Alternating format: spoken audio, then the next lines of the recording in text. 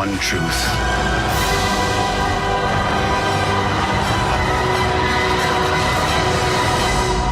It's time for the Jedi to end. Welcome to the first full Gridlife Digest Spoilercast for Star Wars Episode 8, The Last Jedi. We are going to discuss the film during a normal episode of our show. However, we did not expect this to be so damn contentious. My name is Noah Friscott, but joining me is Mad Max Meyer. Hello. The feature keeper of the Holocron, Emma Myers. Greetings and salutations. And at Shaw Doggy, Eli Shaw. Misa don't like this movie. Starting it off strong, I see. You can get this episode on all of our regular iTunes, YouTubes, and Google Play channels. Be sure to check out gridlifedigest.com to see everything in one place. While you're at it, follow us on all of our social media platforms, at Gridlife Digest on Twitter, at Gridlife Digest Pod on Facebook and Instagram, so you never miss what's happening, especially these one-off impromptu episodes. So let's just get to the brass tacks. What did you all think of this film? Surface level. Max, start us off. Okay, so I guess spoiler alert. It's a I'm the only spoiler one cast, in Max. here I think that likes. I feel the like I point. like Star Wars the least in here. Yeah. So yeah, I guess you could take it whatever I say, however you want it. You have the normie. I always find perspective Star that we Wars need. movies. Yeah, I always find them just like to be entertaining, and that's what this one was for me. So to me, it like did its job. Just a solid entertainment. Of course, it one. has its problems, but to me, like I had fun with it. All right. Emma? So just like all the other ones. Overall, I really need to see it again. I've only seen it once. Overall, very disappointed. Here we Very go. disappointed. I want to like it so bad. That's why I really do need to see it again. But after the first pass, I found myself kind of trying to justify some of the issues with it in my head. But once I just stopped trying to justify the issues, I was just like, wow, this movie has great, fantastic moments, but it has so many just what was Ryan Johnson smoking that he decided to do this? So overall, right now, I'm very disappointed with it. All right, Eli. I've never been so disrespected in my entire life. Holy shit. Just Dang. from Wow. the opening scene to the last scene, I just felt like this. I've never seen a single. Well, I've seen Ryan Johnson directed a few episodes of Breaking Bad, and I've seen those, but I didn't watch Looper or anything. And this man just spat in my face. Pretty much my first introduction to his films, and I hate him. Damn. All right. That's I miss George Lucas. You missed. Wow. Wow. That is bold. Wow. That is seriously bold. like- Holy shit. What about the opening scene? I thought the opening scene was badass. He drifted an X-wing, Eli. That part was cool, but come on, Poe. The telephones aren't real. So there's no phones in Star Wars Telephones aren't universe. real, They don't know about holding calls. It's all instant mind melding. Yeah, some of the language was a little too real world for me. Like when Finn called the officers cops, I was like, that took me out of it a little bit. Oh yeah. Yeah, I was like, And the laser sword. well, that was a reference to Oh. what George's original name for him. So I kind of understood the lineage there, but saying hell and ass and stuff, I was like that took me out. As someone who's seen it twice, That Death Star's hella big. now that'll be a step too far. That's let's hope that we don't get to that. So like I said, I've seen it twice. I saw it today again because I knew I was just very I didn't know what to think the first time around. Like Emma said, there was a lot of great moments, but also a lot of just moments of confusion. And on the second run through, it really did click for me. I really see what they were trying to go for. I don't know if that's going to fix your opinion, Eli, because you're very strong in your belief of it at this point. I don't know if it could sway it for you, but it really did come together for me, and it pushed it above 7 at the very least. I mean, I am seeing it again soon, so maybe I'll feel different about it. But like, I don't want to sit through it again. So yeah, That's what I'm going into. Kind of like, yeah, I don't know if it'll change your mind, but for me, it really did all come together, and I now appreciate it quite a bit, even with its issues. Like, yeah, there's still too many porgs, and a couple of the decisions. So were a little many strange. porgs. Yeah, it's like I didn't need to see them after the island, but I guess I might be, besides Max, who just enjoys it as a film, I might be the most positive out of us. So now that we've gotten our baseline opinions out of the way, I want to kind of dive a little bit deeper. Let's start off positive. What did you guys all like about the film? How about you, Max? I liked actually how it started with I feel like they usually always start with like a space battle, but I don't know. I like this one a lot more than other ones. It just felt different because they had like the whole, oh, the bomber is gonna blow up and whatever, or like they need to get the bomber, and then the scene where the girl is like trying to get the remote. I don't know. I thought that was more suspenseful. I don't know. I liked it.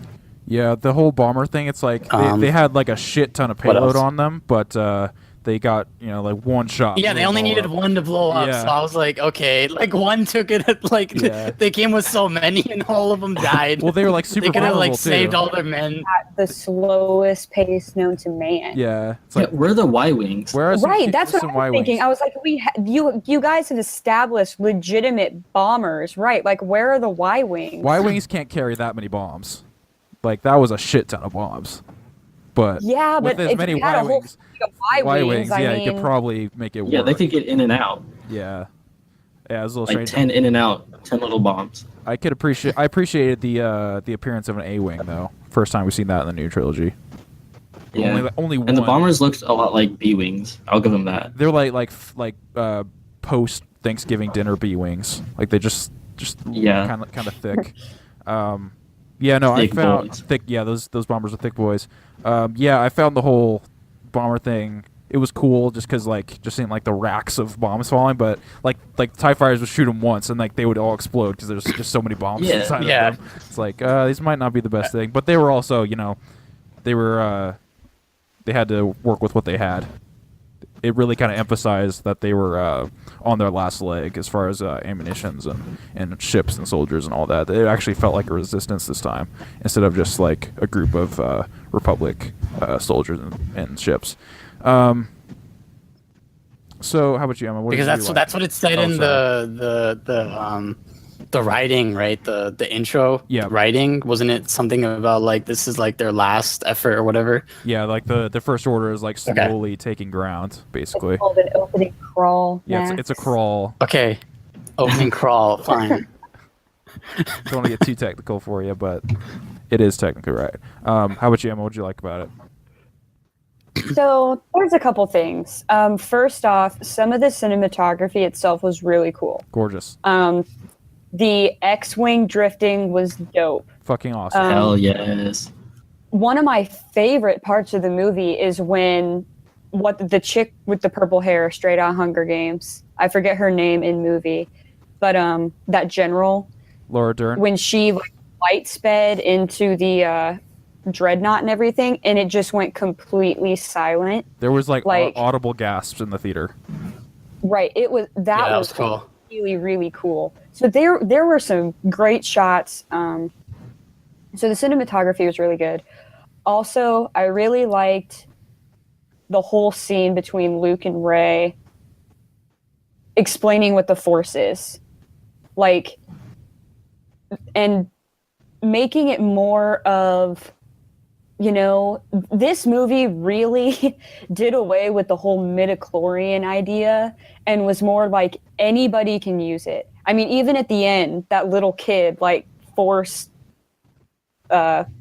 grabs the broom or whatever. Yeah. I thought they did a really Actually, didn't even notice that. yeah. It was really? it was weird. It was kind of choppy, but I really like how how he explained the Force, how it's everything, keeping everything together, and then Rey, you know, I was talking to Noah about this on the Coder Love Letters we just recently did. Available now. How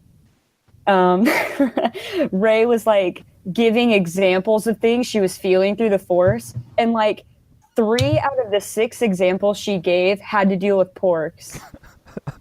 She's like, I can feel life, and you see violence, porks. Violence, porks. Dead porks. So that was, yeah. Yeah. But besides that whole scene was really good. And then, of course, the Kylo Rey scene was really awesome. Yes. Fucking sick.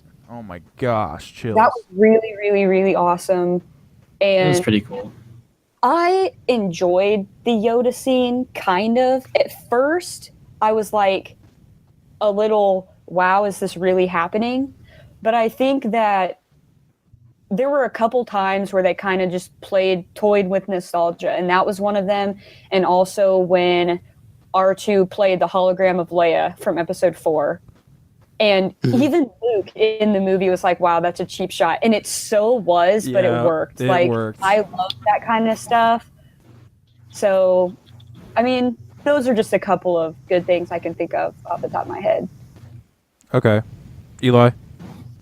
Yeah, everything that you guys all said, I like too. I actually did like the Yoda thing, except for the part where he like actually hit Luke with the stick. It reminded me of that's kind of weird. the what's it called? The Seagulls song. Oh my god. Oh my, yeah, bang, bang, yeah, yeah. He was still alive. That's then, not so the comparison. That's sense. not the comparison you want when you're talking about it. Yeah. You can't bang someone when you're a ghost. But also, Obi-Wan didn't need to sit down in Jedi, and he did that. So Hey, ghosts get tired. Yeah. Or maybe he's just showing off like his thigh strength, like he's just doing squats. Potentially. I mean, he can be as physical as he wants to be, I guess. I mean, what's the science of Force Ghosts? Like, can they become corporal if they want? Obviously, they can if he can sit down and hit Luke. I guess. We get a fact check on this. Yeah, the whole Yoda thing, I was cool with when he even like puppet Yoda. I was like, I like this. I like seeing that classic. I'm glad it was look. Puppet Yoda. Yeah. I don't need no CGI prequel Yoda. Guys, the homie.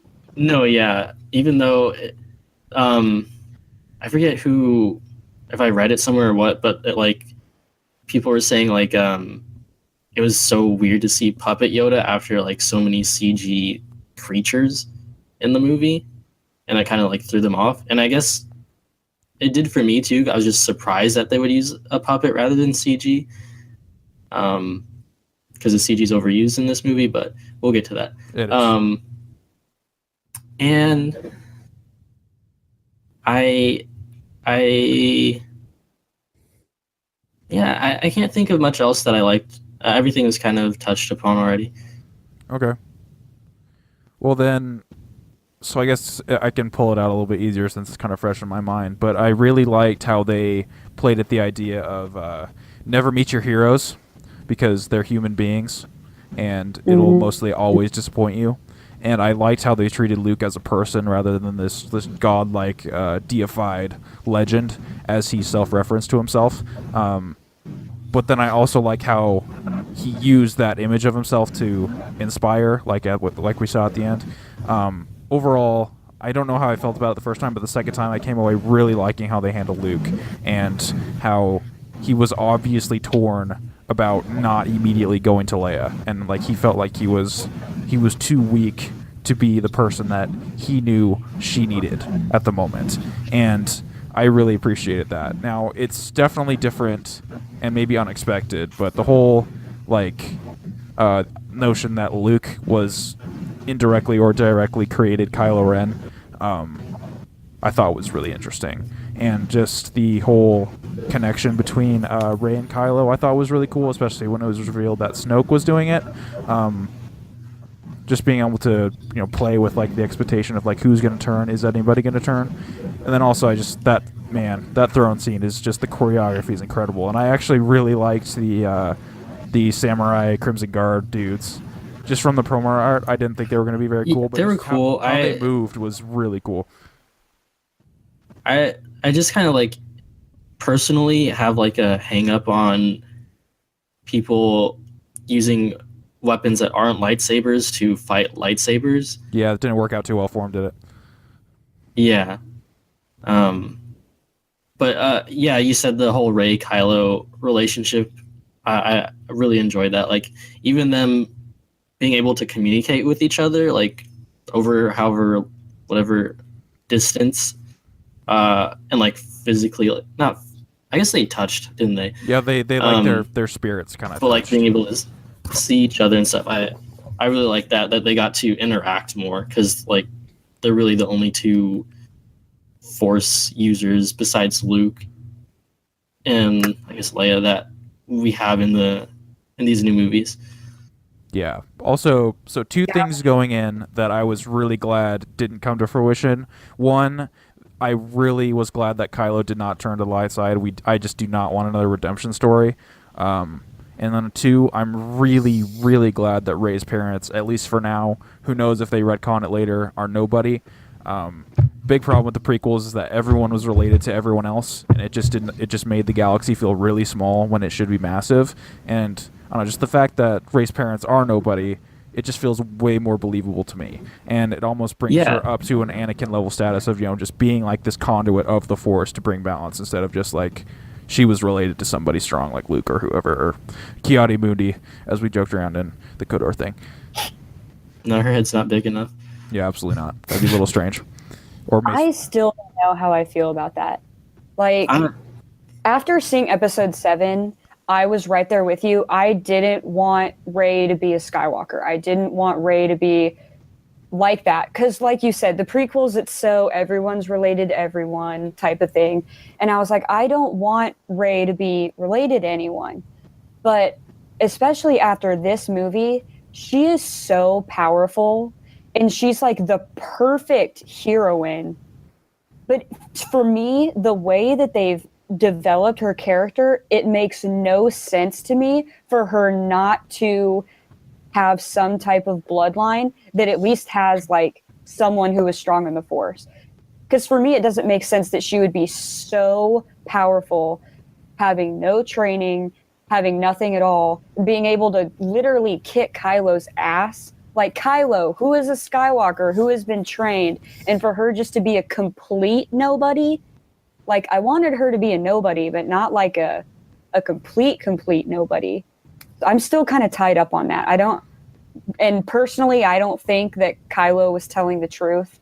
I think that in episode 9, you'll find out that her parents were someone who I have no idea. Lando. But I don't believe that her parents were just drunks and are buried in a pauper's grave or whatever he said. So I could see that, especially with how like kind of nonchalant he gave the information away. He's just like, oh, they were nobody, join me. Like, I feel like they could, if they wanted to, they could really easily turn back the curtain on that if they wanted. Yeah, he's like if he knew, why would he tell her?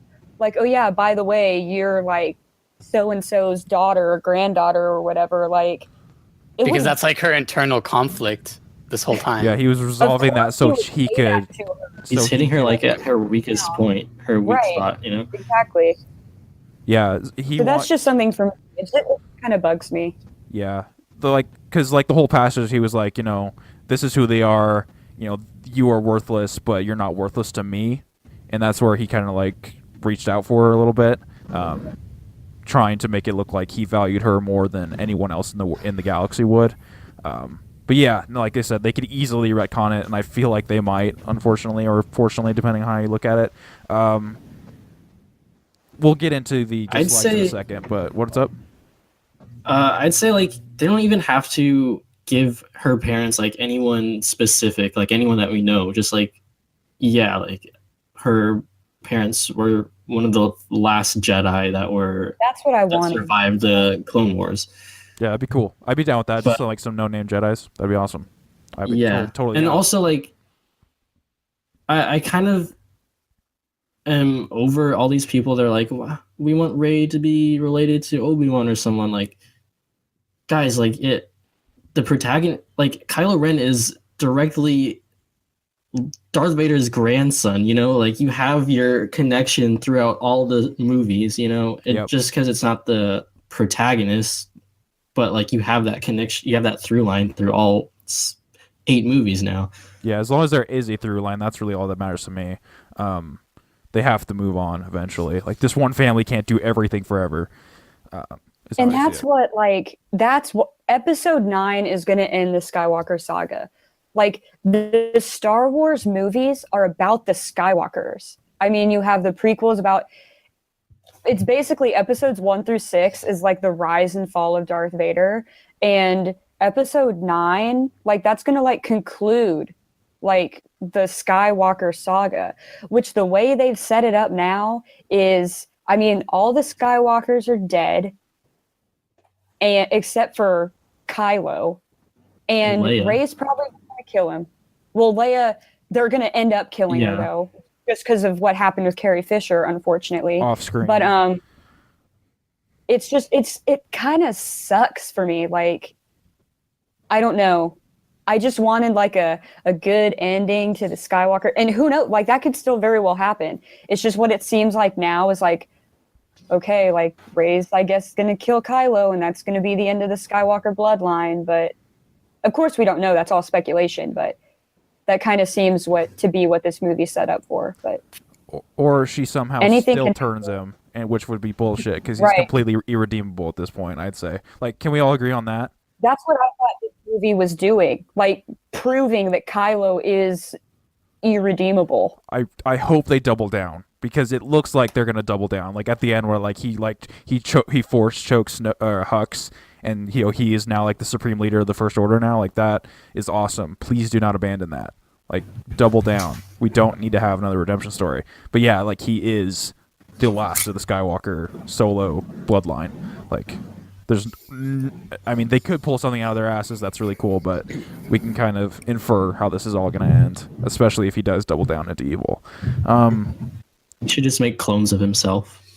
I mean, that would be they have the technology. Like a clone army. A clone army of Kylo Rens.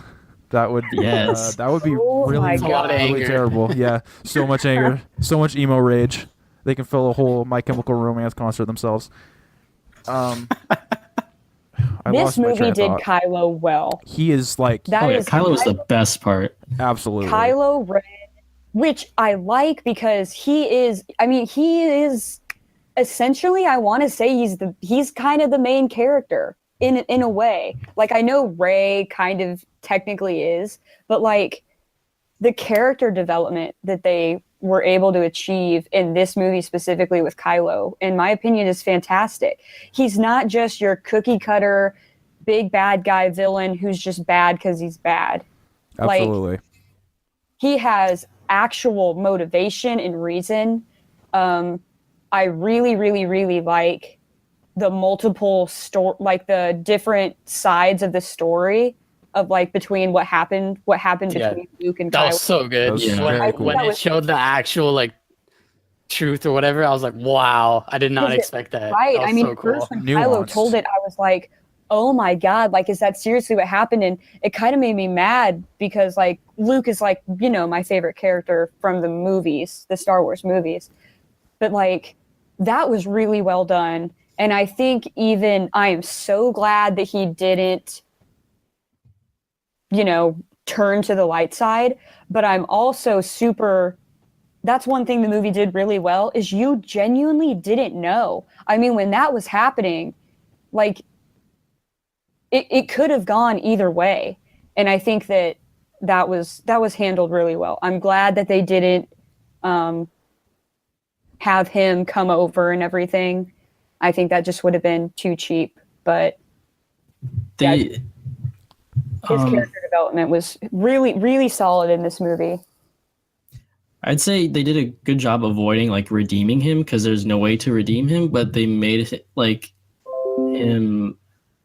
They made you like understand him more and like kind of trust him more, because like he did. when they, because it was from his point of view first, right? When they showed what happened, and then like they revealed like Luke's perspective, and then like what actually happened. But when they show Kylo's, you're like, there's no way, he's just lying. But like when you see like, yeah, Luke even admits to doing this, and then you see what actually happened, is like, well, yeah, I'd be like pissed off at Luke too. I'd be scared of him too. Mhm. Yeah, like the whole part they did where Kylo right. they did Kylo right, and the whole part where when he is finally coming clean, and Luke's like, yeah, like I had this like horrible thought for an instant, but then I had to live with the consequences. Just like that whole passage was so well done. And going back to Kylo, that was something about Episode 7 that I was always holding out on. It's like everyone was complaining, well, not everyone, but some people were complaining that he was just like this angry like emo teenager kid or whatever. I was like, just wait. He has a lot of room for character development. Like if he has the potential. That's what I really liked about this movie. Great character. It's like, and then they actually followed through. They actually followed through on making him a really fleshed out character, and I'm so glad about that, because I was worried they might have just fallen into the easy cookie cutter Sith Lord trap. But man, thank you to all the whole writing team for not doing that, because it could have been really easy. So now we'll see where he goes from here, because it's a toss up. Yeah, like the whole time they were playing with the notion of whether or not he's going to turn. It's like I was just on the edge of my seat. It's like, what's going to happen? Please do not turn, or is Rey actually going to go to him? Like the whole thing is about. Yeah, I had like a sliver of hope that she would come to the dark side. Yeah, and they just wreck shop. The whole time. They would just kill everybody. Whatever. Yeah, like just the whole theme of like letting go of the past for the better, I think is really cool, especially having seen it twice and seeing how like all the through lines connect. It's doing the polar opposite of what 7 did, which was a celebration of the past. Now it's actively trying to move on and push to something new and something potentially better or worse. We don't know yet, because the trilogy is not done. But I appreciate them not just doing Empire again, as cool as that could have been. They at the very least tried to push it forward, and we'll see what JJ does with this story, because God knows his plan initially was probably torn to bits. Yeah, I'm just excited for Episode 9, I guess, just to see, is it gonna be like what are they gonna take from this, and how are they gonna like move on from the huge tonal shift between 7 and 8? Like what are they going to stick with, Yeah, it was an even bigger tonal shift than New Hope and Empire. Like Empire was dark, but like this was like thematically like super dense. And I saw a just hilarious fake crawl of what 9, hypothetically could be, and it was like Episode 9, The Next Jedi. It was all a dream. The Knights of Ren have built a second Death Star. Like, just like the like the worst possible scenario of JG coming back. God, that was so funny though. Yeah, there's just so much to unpack. I can't you've covered the ship, which was cool. The throne room. Any final shout outs for really cool moments? Because there were several. I mean, the Luke Kylo face down. Yeah. The Matrix ducking that Luke did. He held himself up with the Force. Come on. Okay, but they didn't need to slow it down it didn't slow it down that much. That. It wasn't like Wonder Woman slow motion. Like that would have been really terrible. But it was just a pretty quick. But it was Matrix, and it was Matrix, but not. It was almost there, I guess. Yeah, I guess it could have been worse, but still, it was all right. We get it. Let's move on. Yeah. No, I what I liked about that scene is we, the whole other time saw him as the man, and in that moment we got to see him as the legend and as the god that the old EU presented him as. So we got to see him in his quote unquote true form that we had read about for years, but then in reality that's not true, and it was just something that can be used in the future to inspire the next rebellion or whatever. Man, that I wish, even though the fact that he had the blue lightsaber was a hint that he wasn't actually there, I just wanted to see his green saber against. I know the green saber and the black suit. Black suit. I mean, the black suit alone like did it for me, and like the beard and like the cut hair. Like Yeah, that I is a was long so way. happy he was in that black suit, Yeah. and I'm so happy we at least got to see the green saber, because Definitely not that the is my context. favorite. Yeah, it's my Green's the favorite as best well. lightsaber color. But like that was definitely not the context I expected to see it in. Oh yeah, same. Over a child's bed. Man, I wasn't sure about Mark's performance the first time, but going back through, it's like there you could see the struggle at every turn, like especially when he's in the Falcon, and you just see like, man, I am letting Leia down by not going to her, but I cannot yet, like. And then just hearing how his voice changes when he talks to R2 and Chewie, like he sounds like that youthful kid again. And then also with Yoda, Yeah. like man, just he does such a good job with his subtle performance that I feel like I didn't give him enough credit for the first time around.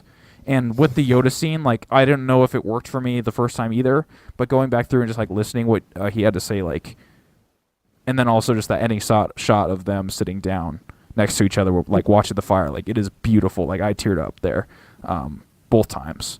And then I somehow at the end did not notice the when Luke is on the island about to pass on, I somehow didn't notice the twin sons the first time, and I did this time, and I like it broke me. Like I was just, it was over. Like I was just sitting in my chair, like, you know, welling up. It was too much. There's a couple of moments like that for me. And so now we'll probably move on to what we necessarily don't appreciate all too much. So how about this Mr. Snoke man? How was he handled, in your guys' opinion? Because we don't know Big shit. fuck you to us. We don't know shit. Trash. Trash. Yeah, Wow. trash, All right. garbage. Yeah. I thought we'd at least know something. I don't mind that he died because it's allowed Kylo to ascend to that status, but we don't know anything. It's like, and I hear the Yeah, argument. no, right? Yeah. Nothing. Yeah. Like I see. Like it's so cool that he can control minds. It's like some Voldemort shit, Yeah. literally. Like he's like so powerful. Like He's that's so cool, powerful. and like he's a nobody. How are you gonna tell me he's a nobody? Well, he's not nobody. It's like they tease like he's been throughout history watching like the rise of the Empire, and then he goes out like that. And the argument I'm seeing a lot from people who defend it is that we didn't know who the Emperor was either.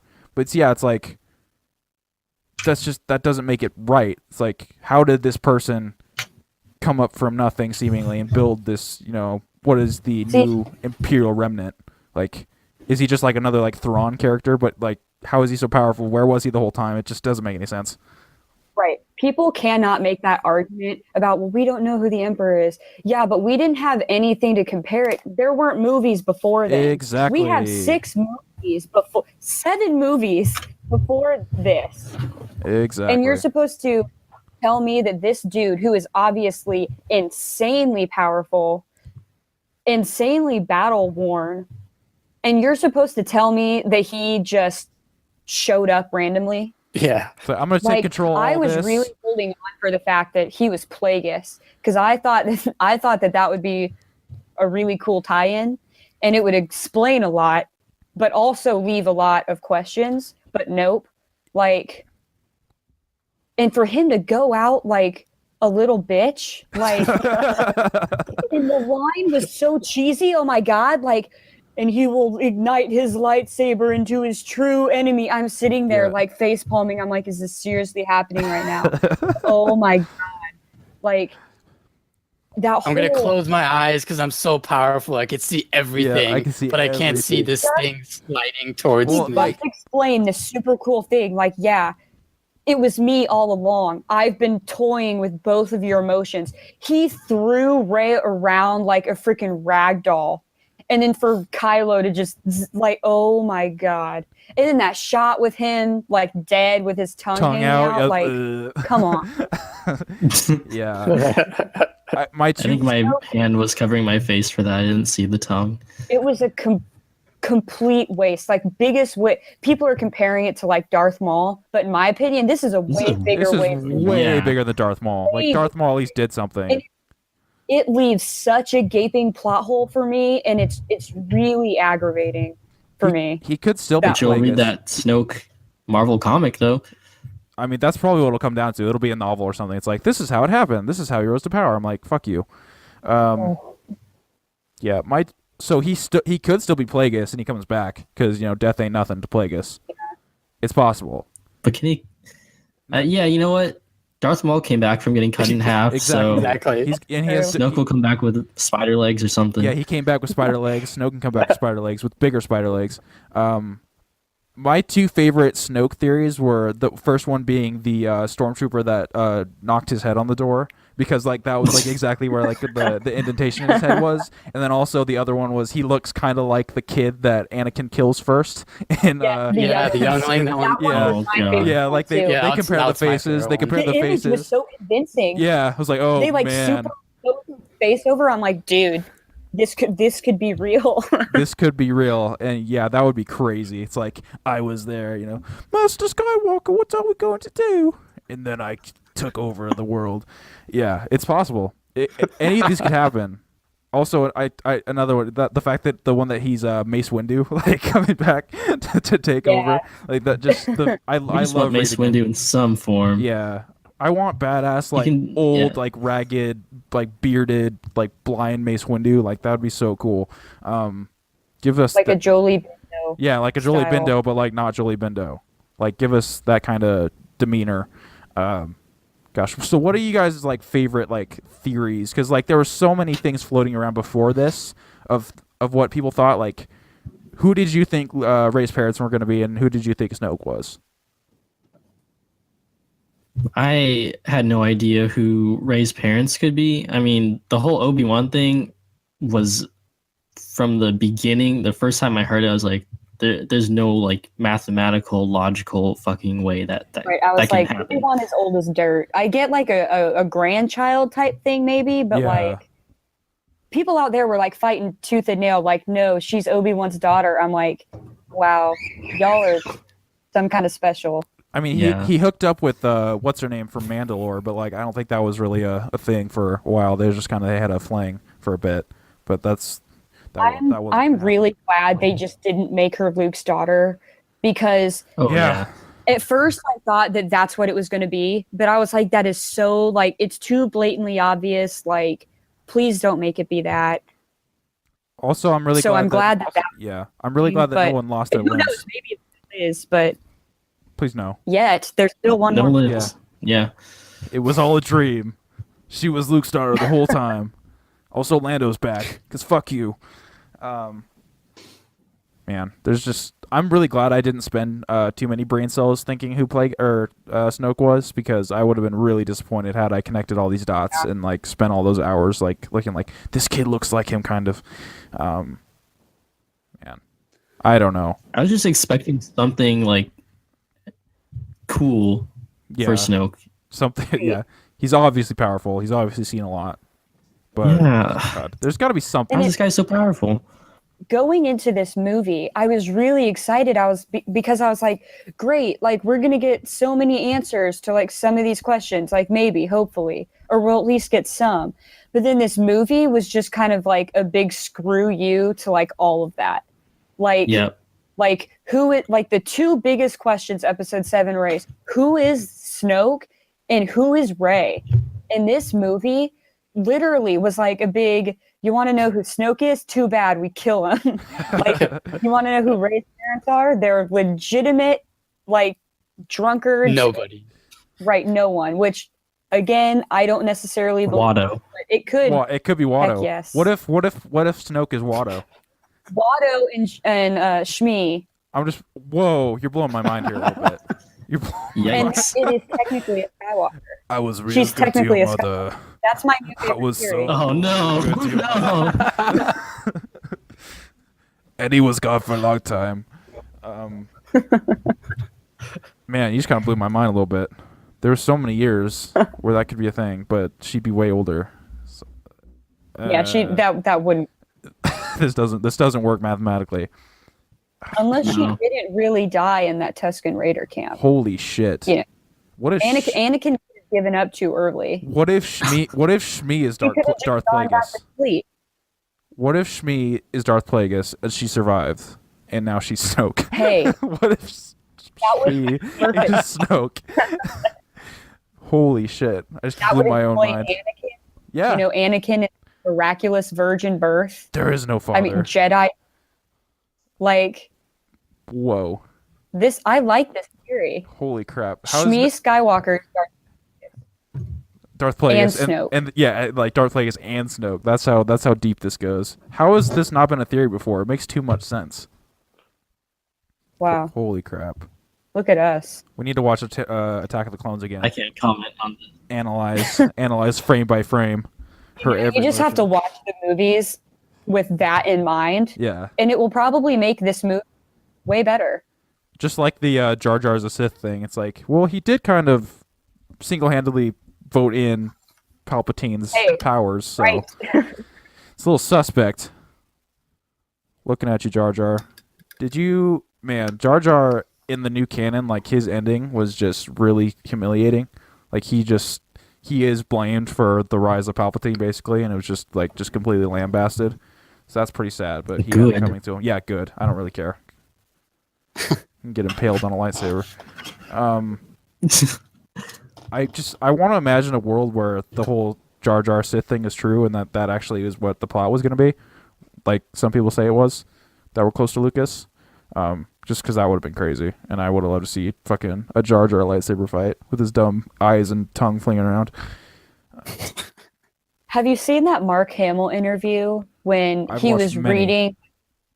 He was reading like these theory tweets, and it was basically this tweet that was like, you know, Luke was on the island to protect an incoming invasion of Gungans, and at the end, he just looks at the dude and he's like, "What is a Gungan?" Really? And I was like, "Oh, Fake my fan. God." And then he was like, "Oh, it's Jar Jar Binks' race," and he just kind of goes, "Oh, well, that makes this a lot funnier then." That's pretty great. Hamill- Shout out to Mark Hamill. Mark Yeah, Hamill for is a real. national treasure, and let nobody take him away from us. Man. We've shouted him out on this show so many times. Oh yeah, but he's fantastic. yeah. Man. What were we talking about? I don't know. This whole Smee thing just kind of set my mind for a loop. Holy shit. We were getting ready to talk about things we don't like about this movie. Yeah.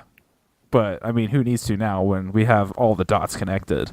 Right. I mean, we just made this single-handedly the best Star Wars film in the franchise. Obviously. All the payoff is there. You just have to look Now for I it. know. We've connected the dots. If Snoke is Shmi, then I guess I'm glad that they killed him off like that, or her. But, like, You know, that just means he or she is just going to come back because he always comes back. Because he is Darth Plagueis as well. Somehow.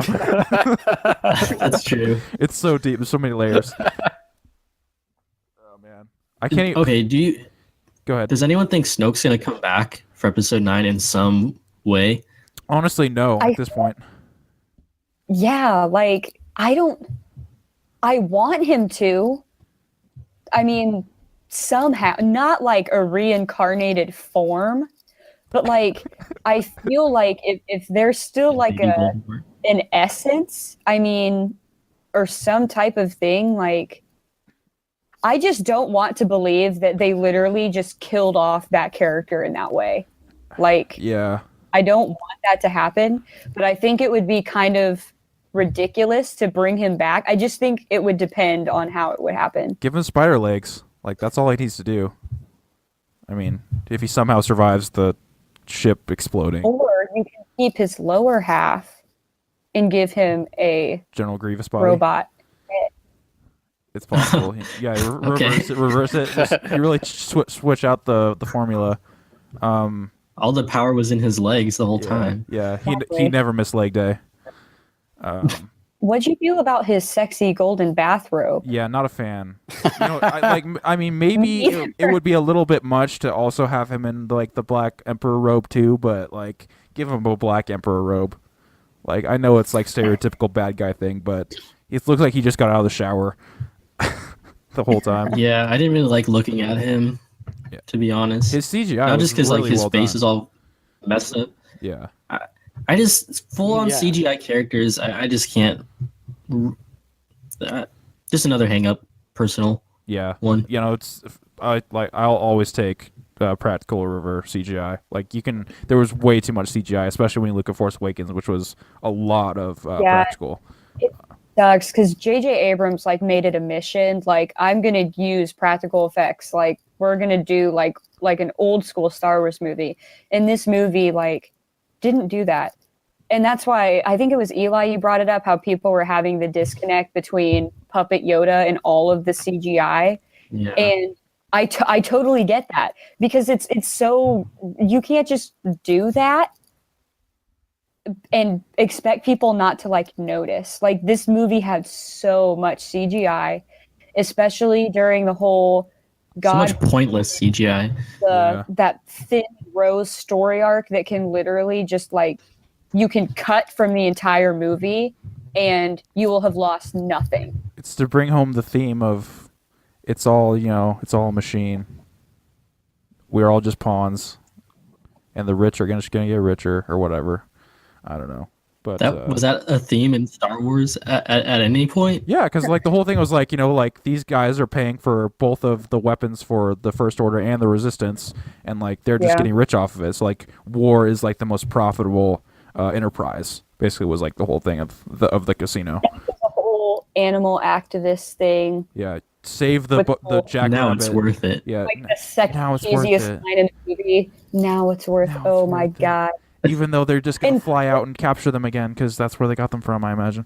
And there was apparently only one Codemaster guy in the universe there or was whatever. two. There was and two it of happened to them. be another You can one. use him. Right. It happened. God. It just The happened to first be. dude's probably yeah, dead. Yeah. Yeah, He got crushed by a goat. He just took the now I sound like Benicio del Toro, the lapel from his thing, and then put it on, because like there's no way that guy was him. When the woman that was with him like turned her eye, like I thought it was gonna be her, like that was the twist, because like she's how she was looking at them. But yeah, and then we got Benicio being Benicio. I thought he was okay. Yeah, he was fine. Just he's always that character, seems like, which is not a bad thing. I don't know. I haven't seen too many of his stuff, so I guess I don't know. He does. I can't say. He does the stuttering thing a lot. The stuttering weirdo. But I mean, if it ain't broke, don't fix it. Yeah, he's the collector, dude. Yeah, he's the collector. I guess I can see that. Yeah. I'm struggling to think of a specific role of him right now, even though he's done a lot. But it's just how many times he's done it. His Heineken commercial. Oh man, I forgot about that. Everyone go look. Jeez. All right, man, my mind just keeps getting thrown off. Yeah, the casino scene really didn't work for me the first time. The second time I was like, all right, I see what you're going for. The whole like now it's worth it was really stupid, and like the jackrabbit horse things. It's like I thought they were gonna go outside, and she's like, say it. Was that? And then they were gonna be pod racing, because that would have been fucking awesome. Say that. You could still have the slaves. I wanted that so You could still have the bad. slaves being like objectified and like beaten for for like have them like be working on like the pods or whatever, and like go faster, work faster, and then you could still have that whole thing happen. But fucking pod racing, that would be awesome. Like just the track, just how like the track looked, and then like it turned out it wasn't that big. Yeah. And then there was like horses that looked like jackrabbits, which is like fine. They're like I could see those being in Star Wars, but I don't really care necessarily. But pod racing is cooler than these fake ass alien horses. Yeah, It would've been a cool way to, alien like, horses. Also, just a nod to the prequels. I mean, say what you want about the prequels, but like they Pod are racing a is thing. awesome. They are a thing, and they did reference the prequels in this movie. But I think like having pod racing would have just been, I mean, that would have been freaking awesome. I was really hoping. I mean, when you heard that, and then they're like, "What is that?" And the camera angle it kind of just comes pans over. I literally put my hands over my mouth. I was like, no way. I was like, no way. And then it wasn't. And I was like, dang it. Like, I got myself hyped up for no reason. You see fucking Sobulba over there, like, What a metaphor for the movie. Oh my god. like with old fucking I Sobulba. would die. And then Watto's like, I got back in the business. I'm rich now. I'm rich now. No more slaves, except for that one and that one. I have more slaves now. How long did Yeah, but not- Toydarians live? Do we know? What's the Who? lifespan of a Toydarian, which is what a Watto is? Looking at you, Emma. No idea. Yeah, Boy, I didn't keeper even of know the Holo- name of this Yeah, book. I'm a Toydarian. Racial stereotypes. Yeah, no. If you're gonna be the future keeper of the holocron, you need to know this stuff. So I want to get out there. Toydarian. I'll fact check this. Man, just say what you will about Phantom Menace. Pod racing just seems like a thing that would exist in that universe. Or make it swoop It's bike a racing. thing. Make Like, it swoop bike racing. That would be cool. pod racing is dope. I wish it was real. I wish pod racing was real. Go play the PS2 game. All right, so I'm on. Pod racing. Anyway, I'm we looking won't at get hung up on pod racing. I'm looking at the Wikipedia page for Toydarians, and there's nothing on their lifespan, unfortunately. It's like, I don't know.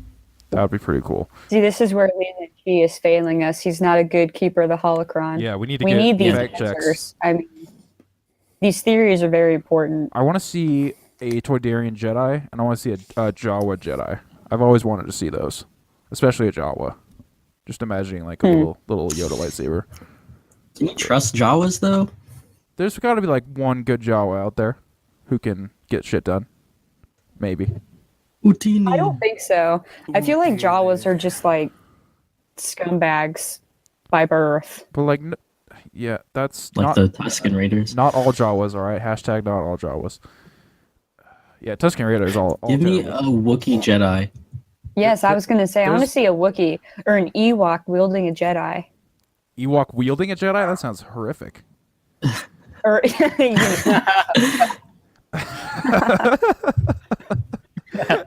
don't want that at all.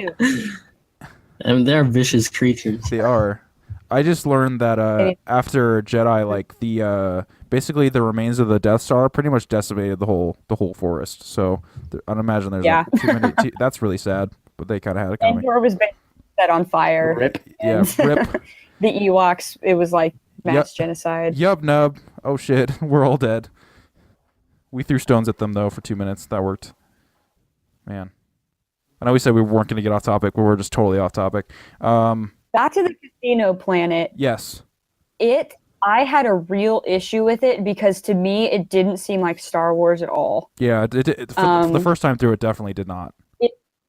It seemed like something out of the Hunger Games. Like it was weird because they were playing that variant of theme, but in a completely different setting, and it just didn't work for me. If it didn't have aliens in it, it would have felt wrong. Star Wars. Yeah. But maybe I just need to see it again. I don't know. But the first pass through when it was happening, I was just like, this doesn't seem right, type of thing. Yeah, try to give it the other pass through.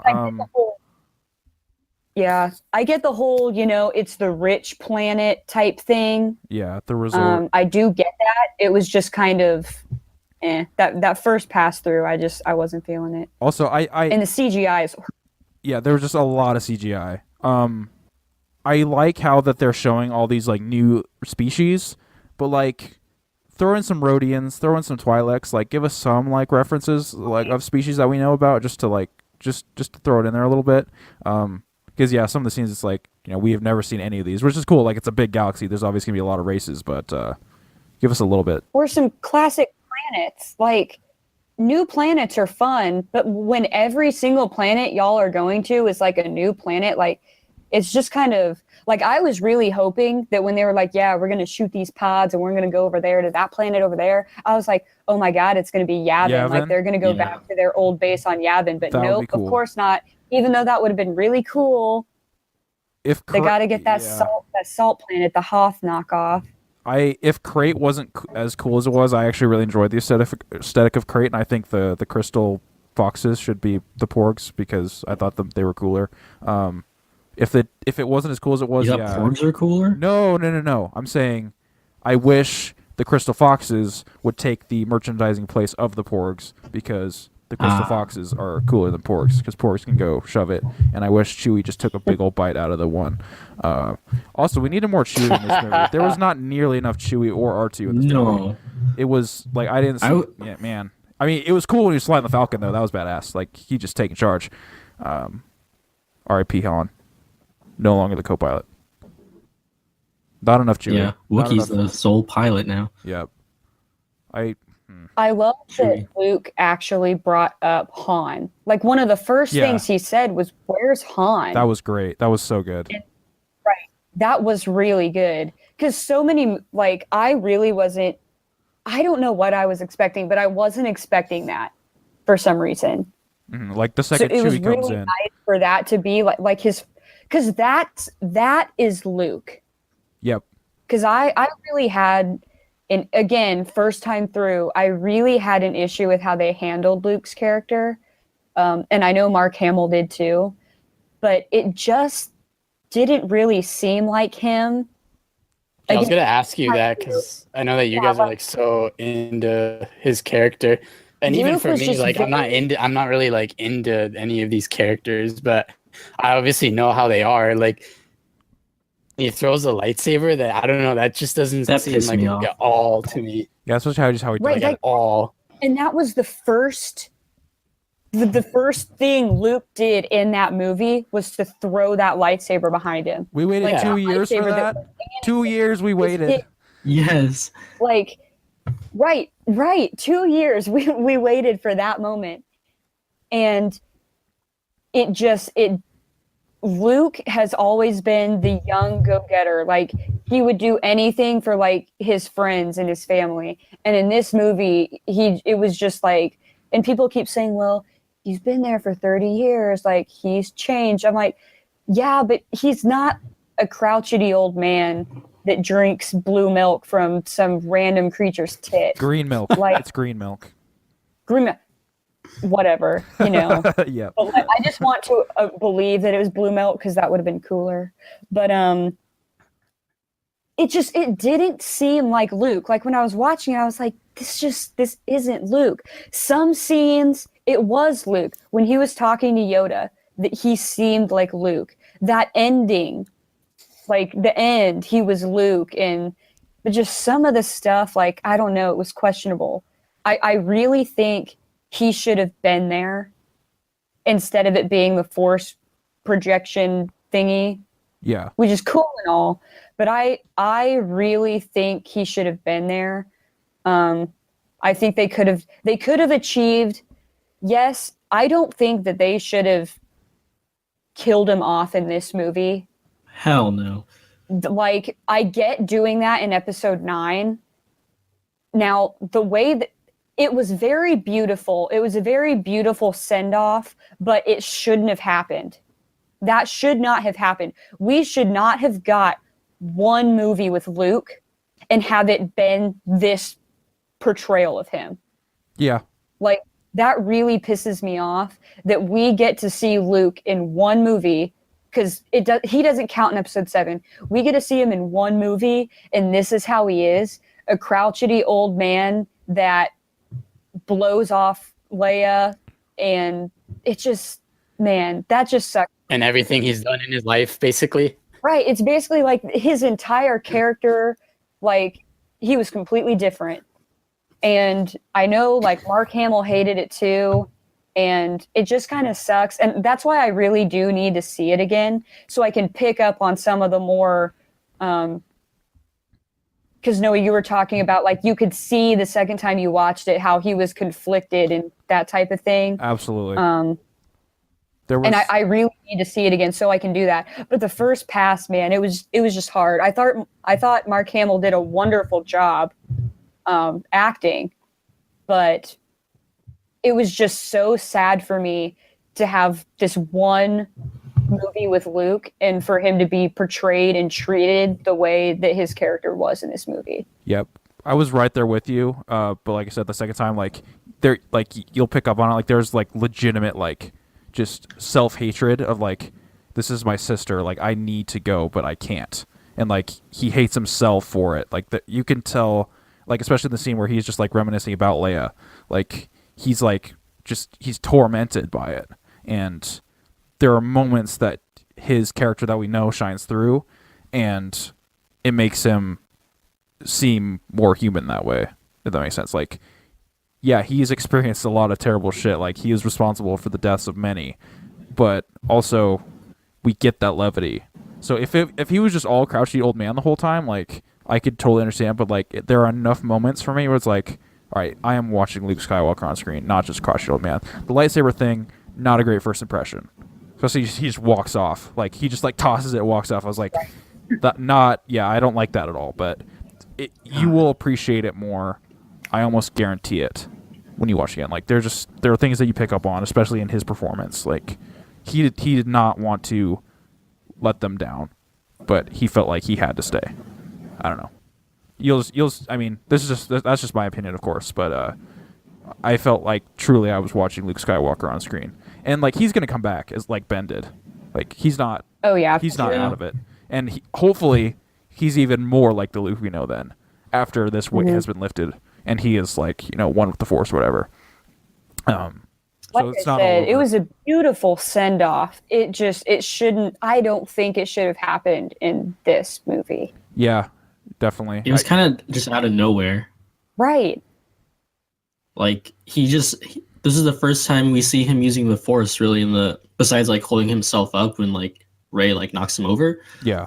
But like, this is the first time we see him using the Force in the movie, and it's like to fuck with Kylo Ren, like mind trick him from different planets, and it's like, oh shit, like, this is what the Jedi Master can do, and then he's just gone. Like, that's all I could do. Sorry.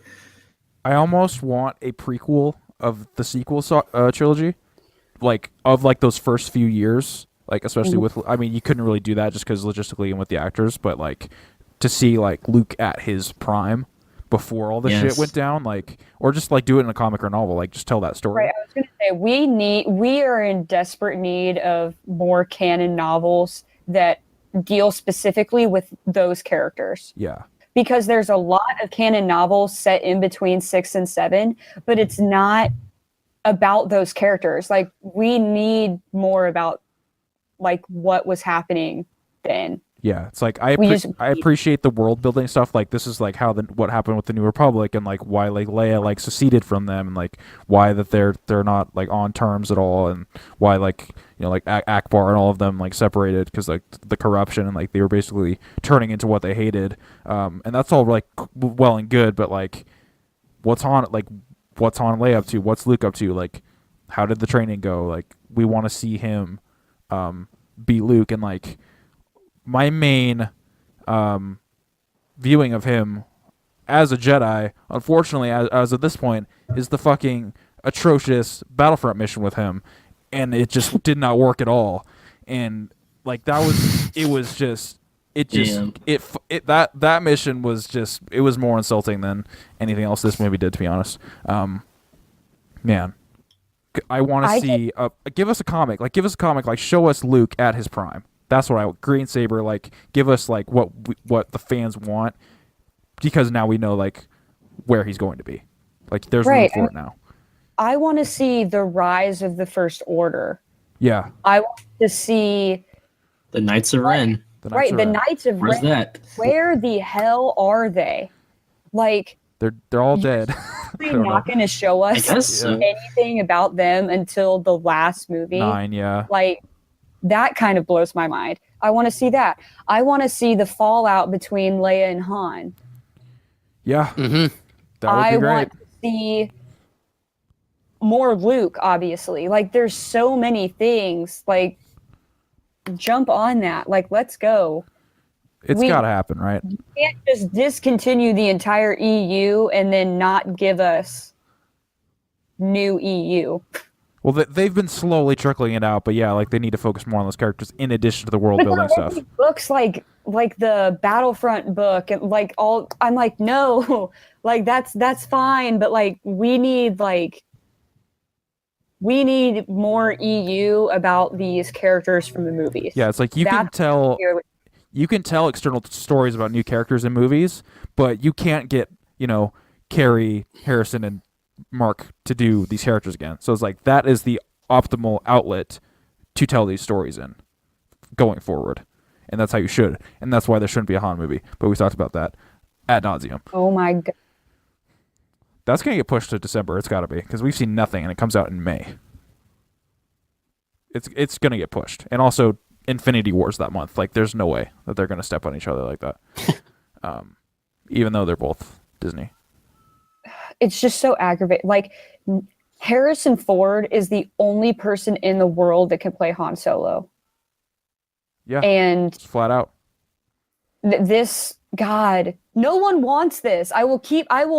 That will be written on my tombstone. No one wants this freaking Han Solo movie. No one. I would legitimately rather have a Nien Nunb standalone because his story is actually interesting and should be told. He's a gun runner. He's doing some shady shit. I'd like to see that more than Han. Just saying. No one wants this. The whole essence of Han. Yeah. He's a mysterious, dirty smuggler. Like, scruffy-looking nerf herder. Ruin that, and not only ruin that, but you're gonna have who's playing him? I can't even remember his name, but also Woody Harrelson and Daenerys Targaryen is also in it. Which I just will not be able to not see Woody Harrelson. Like, it's just going to be Woody Harrelson in Star Wars for some reason. If they somehow pull this out of their ass and it's great, good on them. I have 0% confidence at this point, especially since we haven't seen a trailer or anything still, and it comes out in May. I'm going to have pretty low expectations. And who knows, maybe that'll be a good thing and the movie will be super good and I'll be like, hey, but I think that we were spoiled with Rogue One. Yep, that is the Star Wars movie I always wanted and never thought we'd get. Rogue One was so good. And I want Star Wars movies like that. I want a rated R Star Wars movie. Like, Rogue One was pretty. You saw sides of the war that we had never seen before, and it worked good. Yeah, it added so much texture, especially to the rebellion. It's like they weren't just this squeaky clean, perfect group. Like, they had to do some fucked up shit to get what they wanted done. Like, it did so well to flesh out the universe and also expanded on the characters we already knew about, like Tarkin and even Leia, which I wish we didn't see Leia at the end. That was my number one gripe with it, but that's really all I can say. Man, the film was not sugar-coated for kids. No. Like I feel like episode 8 was. Yeah, episode 8 is Disney trying to turn everything into Marvel. Yeah, I didn't really. Yeah, the comedy felt too forced. Like, some scenes were okay, and it kind of worked. But like, literally, the beginning is Poe doing the whole thing with General Hux, and I get that that's Poe's character because it was the same type of thing with Poe and Kylo in Episode 7. But it was just kind of like right off the bat, it being like that kind of annoyed me. But like, I thought the whole Luke and Rey scene where Luke was like touching Rey's hand with the thing, and he's like, "This is the Force. Can you feel it?" I thought that was kind of funny. I like that one personally. I could totally get the point of seeing that. I enjoyed that one. Yeah. And like Yoda's kind of banter with Luke about the books and everything. I really enjoyed that. That was Yoda. Was great. That was like A+ Yoda. Like, that's just how he is. He's a smarmy little bastard, and they feel like all out. Luke doing the thing with the leaf, I feel like that's him kind of channeling Yoda as like a master. Yeah, that stuff was good. That was like so Mark Hamill. It was just great. I enjoyed that part, but there was a lot of comedy that didn't need to. The freaking porgs, like Chewbacca smacking it, or it being pressed up against the window. Like, come on. Yeah, they overdid that because it was also like close to each other too. It all happened within like the same 5 minutes. I swear, there were like 3 different scenes. Yeah, too much porgs. The only thing I like with the porgs is like the whole Chewie bit of like. Yeah, that was the best part. And then it was like I could literally like you could just cut all the porgs out of the rest of the movie after that for me. Yeah, that's all we needed. Yeah, like. And he should have taken a big old bite out of it. But, yeah, the comedy worked more than it didn't for me. Like, I really didn't like the whole, like, putting the coin in BB-8 and then like BB-8 spewing it, and then for some reason And blowing out the gun. yeah. Oh my god. See, for some reason I like the thumbs up in 7, but I Yes. didn't like the blowing out the finger gun thing, even though they're kind of the same, kind of. The thumbs up was like, I feel like that was perfectly timed and perfectly placed and everything. Like Yep. him and Finn just solved the problem. It's like, hey, thumbs up. But this was like, you have a gun now, you can shoot stuff. Well, he was just All like, right. he was just like spewing the coins out and then just kind of. I I guess BB-8 has seen like all those old like 70s westerns and stuff where cowboys blew out their little pistols. Yeah, that's not really. Yeah, that's. You know what? Yeah, I like it even less now. That's a very good point. How would he know about that? But there was also a 50s diner in Attack of the Clones, so we can kind of, Hey, yeah, Dexter. Yeah. for better or worse. I Well- did really like him taking the ATST though. I was a big fan of that scene. Yeah, that makes a lot of sense. Yeah, he just wrecked shop. Speaking of that scene, how about Captain Phasma? I was about to bring that up. Why? Just why?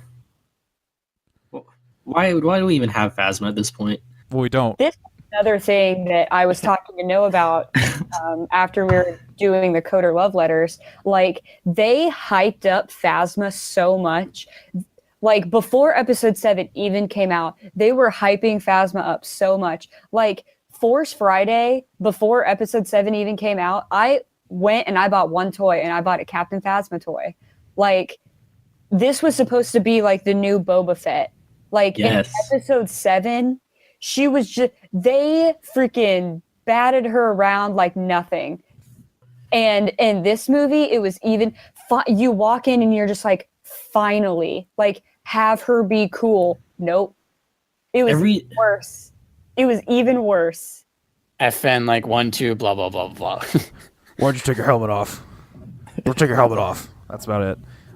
Also, I didn't like seeing her face or like her eye. Like, I feel like Yeah, she could have looked like, she didn't have to look like Gwendolyn Christie. But that's like I mean, the Boba Fett thing.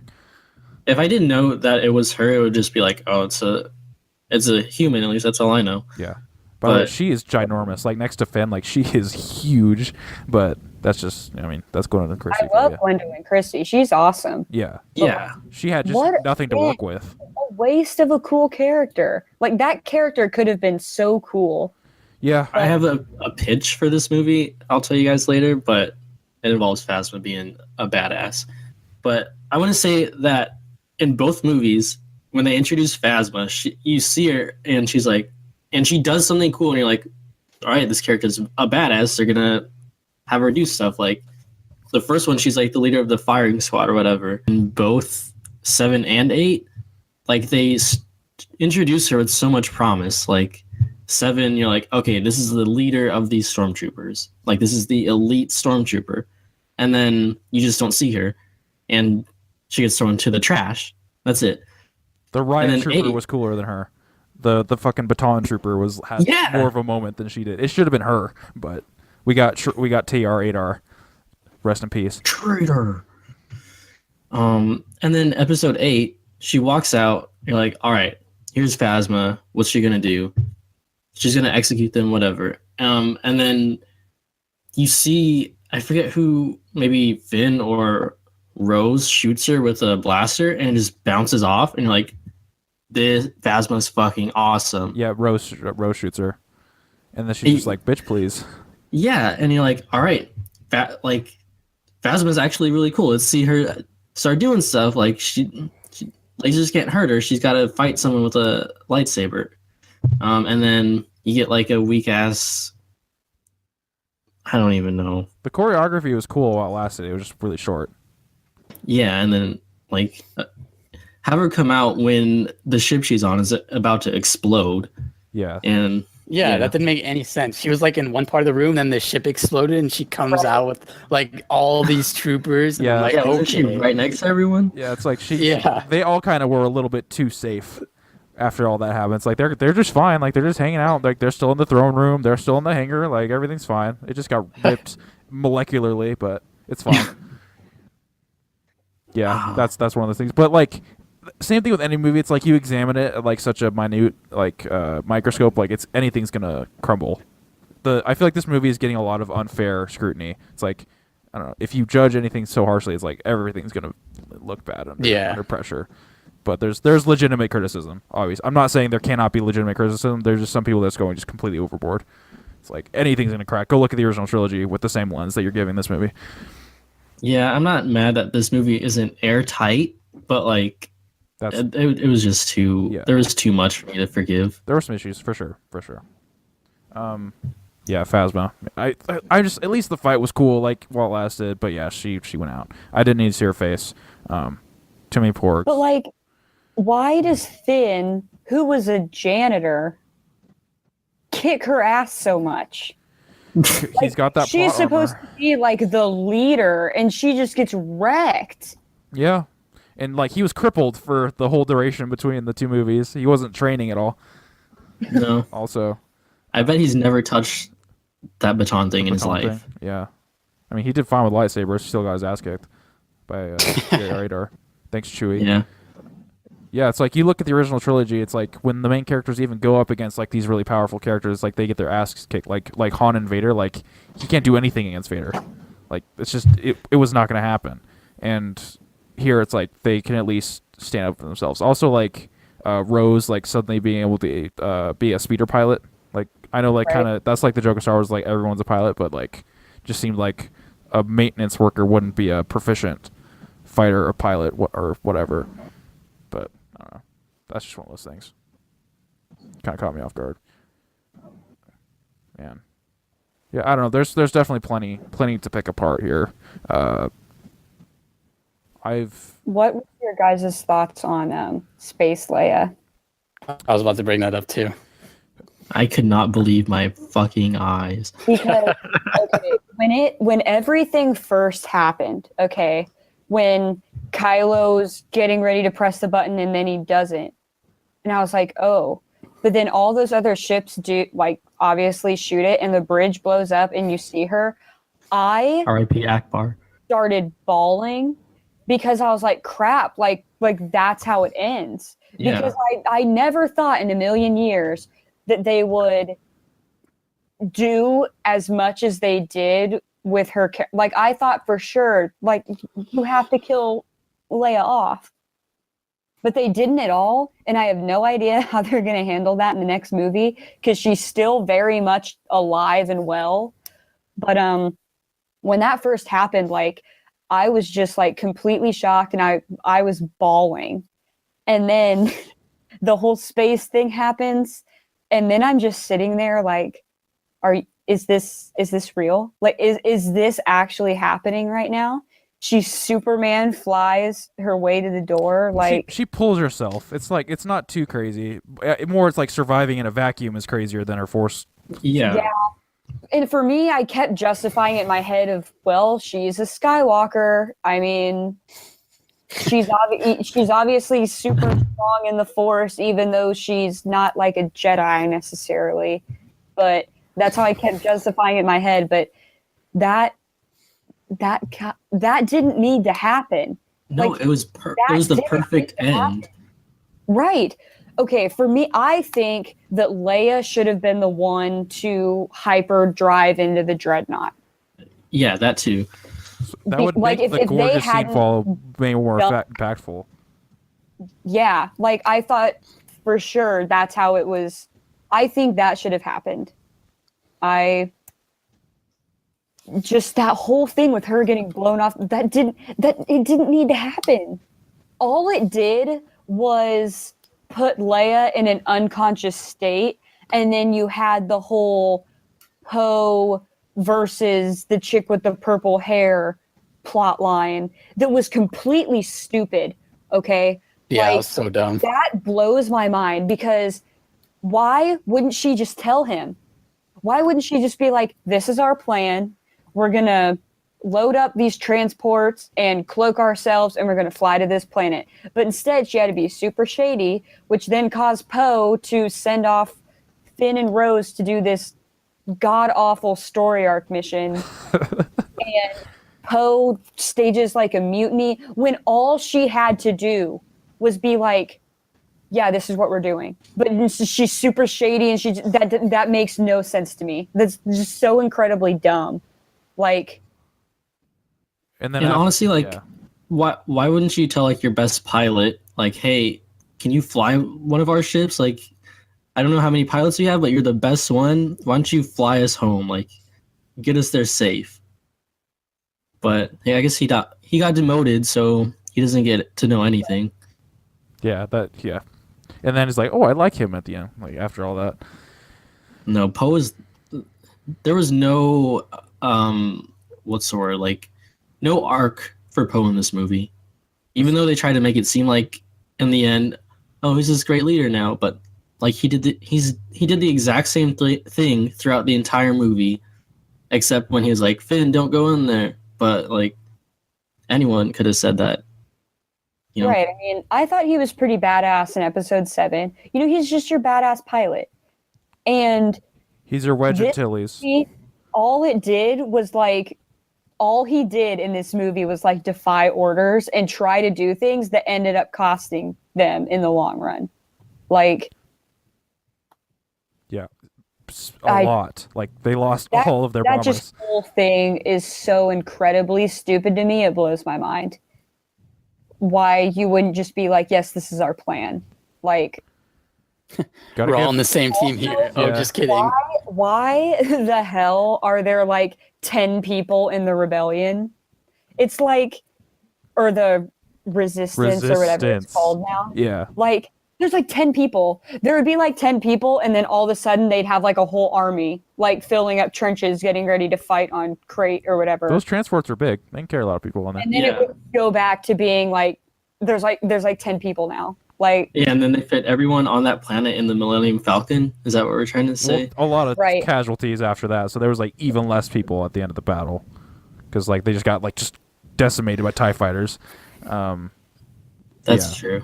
Yeah, I feel like they actually like earned the Resistance title in this because like in episode 7, it's like, why don't they just call them the Republic Fleet or whatever? So like it felt weird that they were like trying to force themselves into this small numbers, but now it actually felt like they could call themselves the Resistance because I just felt like in 7 it was weird that they just weren't the New Republic at that point, even though like but now it actually felt like they were a ragtag group. Right, that's another EU thing. Like, what the hell happened to the like? What happened? They established government, then like the Republic before it got corrupt, and then Leia was like, "Fuck this," and then took a bunch of people, and they're like, "We're gonna make our own little militia." Basically, is what happened, so that they could be the underdogs again. So the rebellion kind of formed into the First Order. Well, no, the rebellion formed the Republic, and the First Order was the Imperial Remnant. The First Order is just basically like the old EU's Imperial Remnant, but with all new design ships and armor and all that stuff. Like they pretty much fill the same role. Like they're smaller, but they still have a massive military presence. So that much really hasn't changed since the old EU. There was an article on IGN talking about the Leia scene, and it was kind of like basically talking about like as if it was like a fourth wall breaking, and I'm just gonna read a part of it. So Princess Leia is seemingly dead. Here, Johnson is playing with us and subverting our expectations. As we watch these events unfold, we are very aware that Fisher passed away last year, and we've all had the question looming in our heads ever since regarding how the filmmakers would handle the situation. For a brief time in The Last Jedi, we think we know the answer. Leia is gone now, just like Fisher, only she isn't. It's emotional enough to think we've lost another classic character at this point, following on the heels of Han Solo's death in The Force Awakens. But as Johnson trains his camera on Leia's body floating in space, something starts to happen. She isn't dead, blah blah blah. As the music swells, it becomes clear that Rian Johnson essentially just made Princess Leia, and by extension Carrie Fisher, immortal. It is one of the most thrilling, amazing... Oh, that's an opinion thing. But basically, it's just their way of immortalizing Carrie. Yeah. Which is how I went into it. That too, and I get that. You can take it if you want it. Like it's just a way to interpret it. It doesn't really fix the scene for me. Like I thought it was pretty ridiculous too, but it's just kind of I'm gonna choose ridiculous. Even ridiculous. For me, I was like, "What the hell? There's no way." Yeah, it's like I don't care. This should how, happen right now. I don't care how powerful you are. You survive one, Like- the explosion and like the shrapnel, and then also two being out in the Plus, vacuum they're of gonna have to space. send her off anyways, because it's not like okay, so they kill off Han last movie in this episode 7, and they killed off Luke this movie. So obviously, it's not gonna like she's gonna be the only like original person that's gonna survive. They're gonna kill her off anyways. Well, she's dead. Like, that's why it blows my mind. Yeah. I don't know what is going to happen in 9. Are they just going to be like, oh yeah, by the way, she's like gone? Because they've flat out said they're not using CGI. And at the end of this movie, she is still very much alive and with everyone. So Yeah. It makes heart no is broken. sense. She has lost the Right. will to live. But like that's our final character from the trilogy. And we're just not gonna see like her right, we're end, not going to you know? get we didn't get of Leia. We didn't get that, and we should have. And that's why I think that she should have been the one to save the day and hyperspeed into the Yeah, you wouldn't The even. dreadnought. Yeah, and like, or even just if she died in the explosion, like you wouldn't even had to reshot anything. Like, Right. Yeah, but well, you would have to take. Well, yeah, never mind. I take that back. But it would have been pretty easy. Yeah, and honestly, it would have made the following shot after the light speed thing like even more impactful. Because like that was already just like a gorgeous scene. Like that would have made it like I mean, for it beautiful to go and sad. dead silent at that, Yeah. like, it would have been beautiful. people would have bawled I know. like Yeah. For if they didn't real. already. I was bawling it the first time. I mean, the moment it blew up, like the tears were pouring. And my dad, I heard my dad kind of gasp, and then my brother like looked at me, and then he was like, "Are you crying?" And I'm just like, it was so much for me. And then at the end, when they show the in memoriam and they play Leia's theme, like I was crying too. Lost it. Yeah, there was a couple times I cried during the movie, and I like never cry in movies, but for some reason like these ones just get me. But yeah, no, had they done that, like I would have just lost it. Like even more so than in the Twin Sons part and in the Yoda part. Like it would have been over for me. I just would just fucking sitting there bawling. Man, that would have been such a missed opportunity. But they had to get rid of Laura Dern somehow, I guess. She still could have. Oh, you say get rid of her? Well, I guess they had to get rid of her for some reason. I don't know, or they could But they have kept didn't. her around. Yeah, she could have been like she could have taken Leia's place going forward. Yeah, They established this is this next person in command after Leia, and like this, like Laura Dern's like a real actress, you know, like you suspect that this person's gonna take over the role, and you get her for like half a movie, and she really just pisses you off the whole time. Right, she doesn't do it. She is just annoying. Like she's the most annoying part of that movie. Get this guy off my bridge. Oh my god! Like no, I'm not going to tell you what we're doing. I like him. Oh my god. I like him. Yeah. He's a troublemaker or whatever. He could have been He's a so hot cool, shot. but Yeah, Nope. no, you're speaking truth. Just swap those out. It'd be a lot easier. I'm sure like they were put into a very like writers wise like a very uncomfortable, yeah. bad position. Well, I mean, they could have spinned it. I want to somehow. know who was helping Ryan Johnson, because I mean in the credits he's the sole writer, you know. He obviously had somebody helping him. Yeah.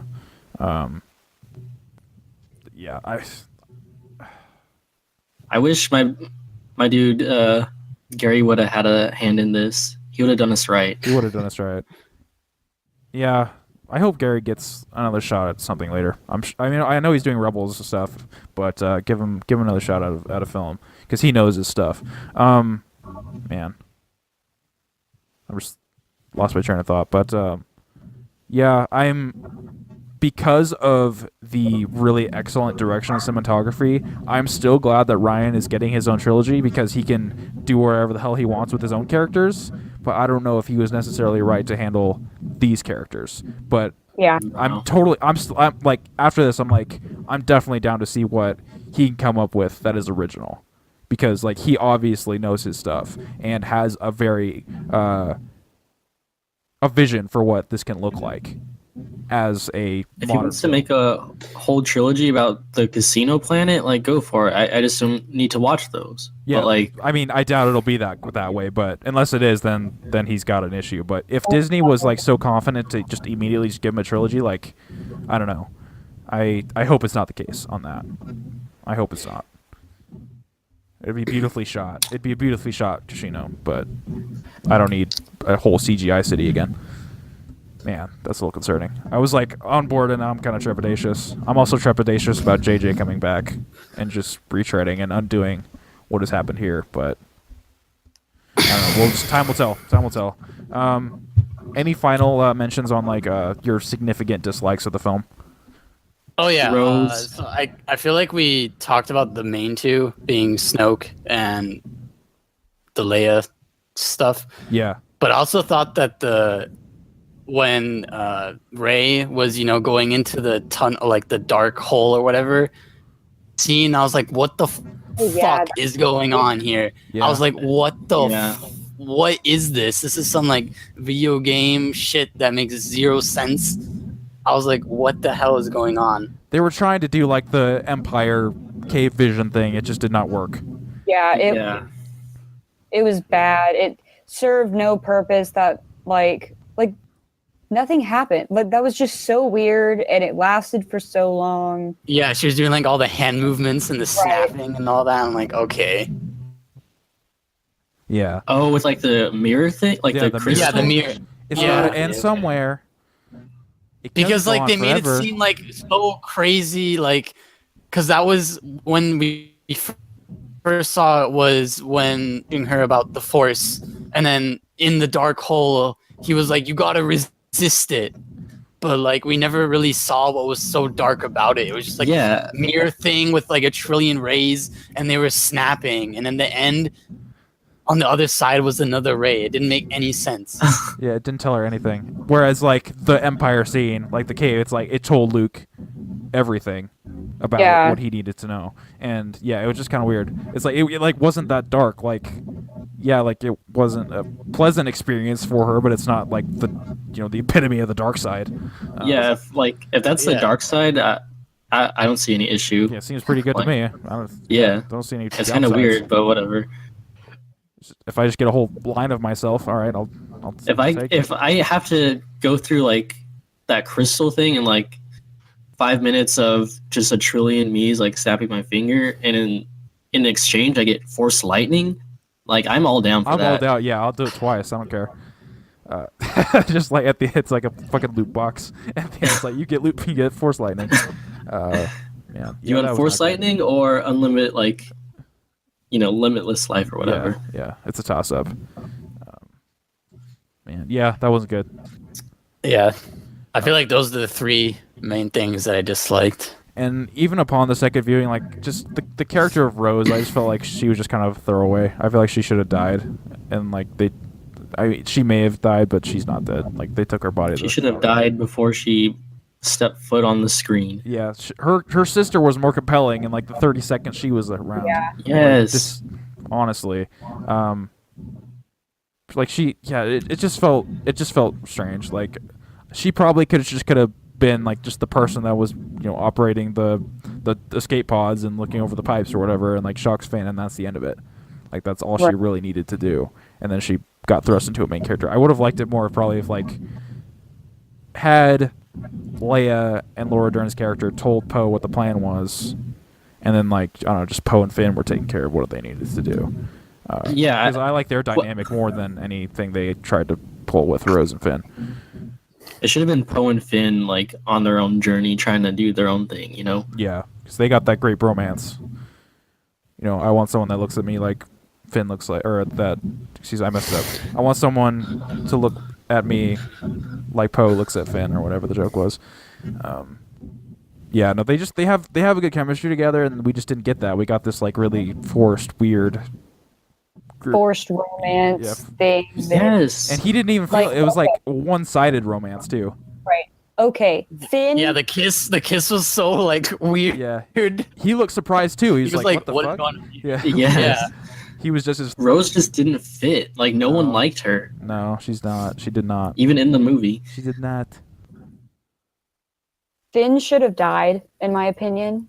Yes, me Yep. too. Yeah. Because like that was his whole thing. He was like, "Oh, I'm gonna go against, the First Order." One, like, in the beginning of this movie, like, he was straight up gonna desert.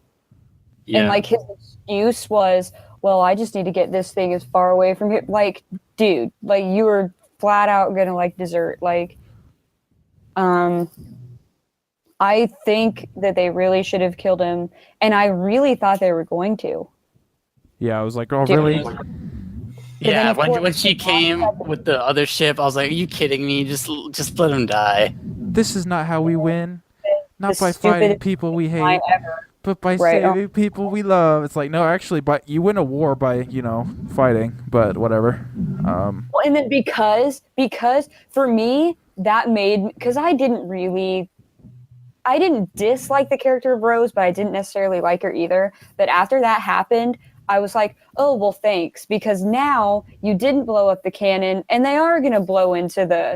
Yeah, it's like, this was all going to work. Rose, why? Right, like, You you ruined the just whole did a plan. selfish move and screwed over your entire, like, thing. So, It's like, thanks for that. if you want to save the people you love, maybe make it a numbers game, because you just screwed over the whole fucking rest of the resistance. Yeah, and like the scene would have been like the music and just like actually just like his performance, John Boyega's performance in that scene was like really good, and it would have been like a really really impactful send off had he gone through with it.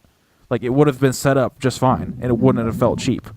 Like just like like him welling up and like removing the headset and everything. Like, it would have worked. It would have been a very good, fulfilling send off. Yeah. Another like alternate take I read was like, what if like that was gonna happen, and then Luke in his X-wing comes down and like shoots it. Yeah, I saw that too. But like that would. All right. That X-wing is foobar. That's not flying. It's been down. I there was for how really long? expecting to see a Rey lifting the X-wing out of the water scene. Yes. That's what I thought was gonna happen Yeah. too. What a missed opportunity. I know, for real. Like, what a great nod to Empire, but nope, that was complete. Like, you saw that, and then it was nothing. It was never touched on again. I'm kind of glad they didn't do that. I feel like that would have been a step too far. It's a little too overt. Another cheap shot, as it were. But I also probably would have cried. If it did happen, I probably would have cried still. So I can't really say. shots, but they were most of the time. Yeah, the cheap shots, and they referenced it, and it was great. Yeah, that X-wing I feel like it's just it's toast. It's not going anywhere. Yeah, I was really worried that. I still think that Luke should have been there in person instead of it being the force projection thing, like I'd said earlier. But I was. He would have died though. Yeah, he would have been just obliterated. Yeah. I would have.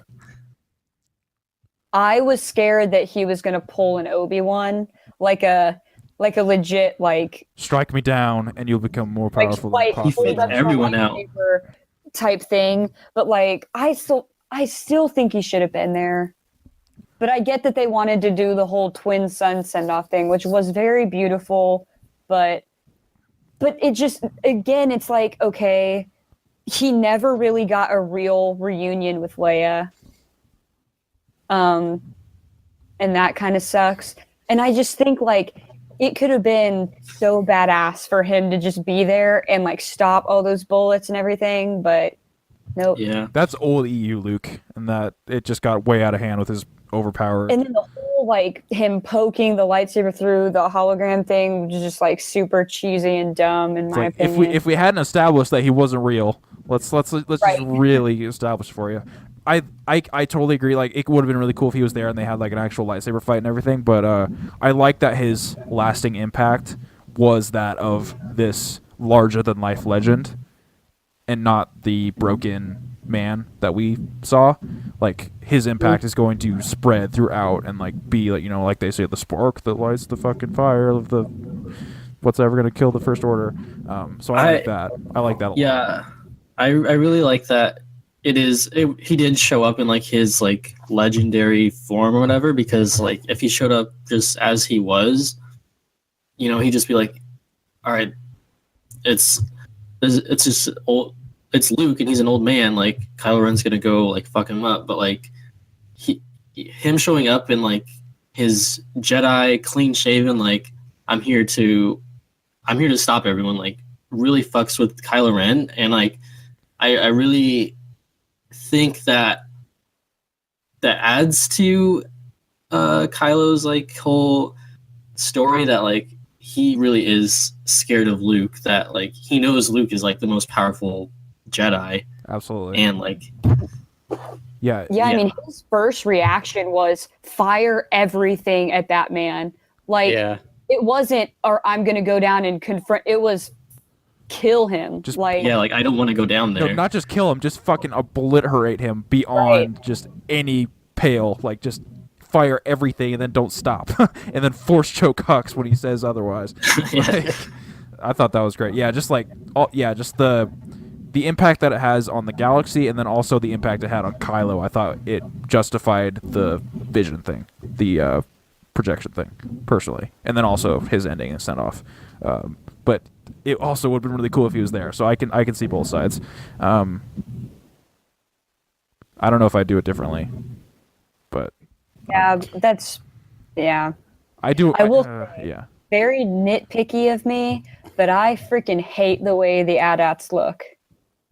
With their like gorillas. hands. They were. Oh my god, I just don't like that. They're designed It was so unnecessary. They're designed for climbing. That was their whole thing. Is that there was normal AT-ATs as well on the ground, and they were way smaller. And then there was these big ones which were designed for like mountains, which is weird because there's like flat. It was a desert. But, It was yeah, completely flat. yeah. So that doesn't really make any sense. But like the in lore reason is why for like the big gorilla hands is because they were for uphill. So I don't know. I would prefer more traditional walkers myself because they were there. Like you saw them in the ship, and then you go, Right. and then there was like one or two on the ground with them, and like those are just iconic. Yeah, I like. That's another kind of problem with the. I don't like a lot of the First Order redesign stuff. It doesn't have that sleek like sexiness of the Imperial stuff, but I like that. I don't like the First Order. Gray. Yeah, just like that gray, like round, like very round and sleek. And their stuff is very like meaty and jagged. But I like that I don't like the First Order because I'm a big like Imperial fanboy, and like I feel like I need to actually hate the antagonists this time around because like in Rogue One I was like fuck yeah, stormtroopers and ATSTs and all this stuff, when that's not supposed to be how it is. So I'm kind of a fan that I don't like the First Order in this new trilogy and their designs. Makes me root for I'm a big fan of the more. stormtrooper designs. They're so sleek. Like, oh boy.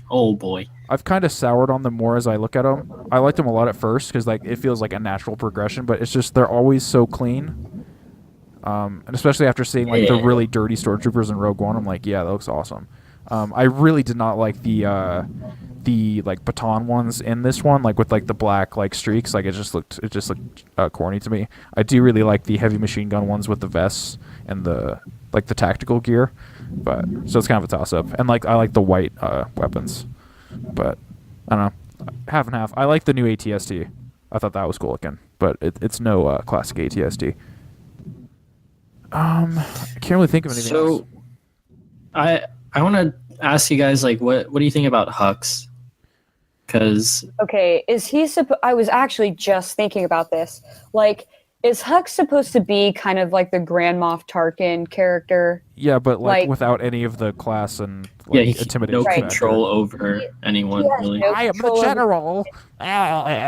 He became like the punching bag of this movie. Yep. Like, and it like the episode 7 kind of tried to, I think, establish him as this like, him Like a and hothead. Kylo, right? Like he's a hothead, and him and Kylo. There's this tension between him and Kylo, kind of fighting for Snoke's favor. But in this one, it was just like he was a wimp and became just like this punching bag and like the butt of everyone's joke.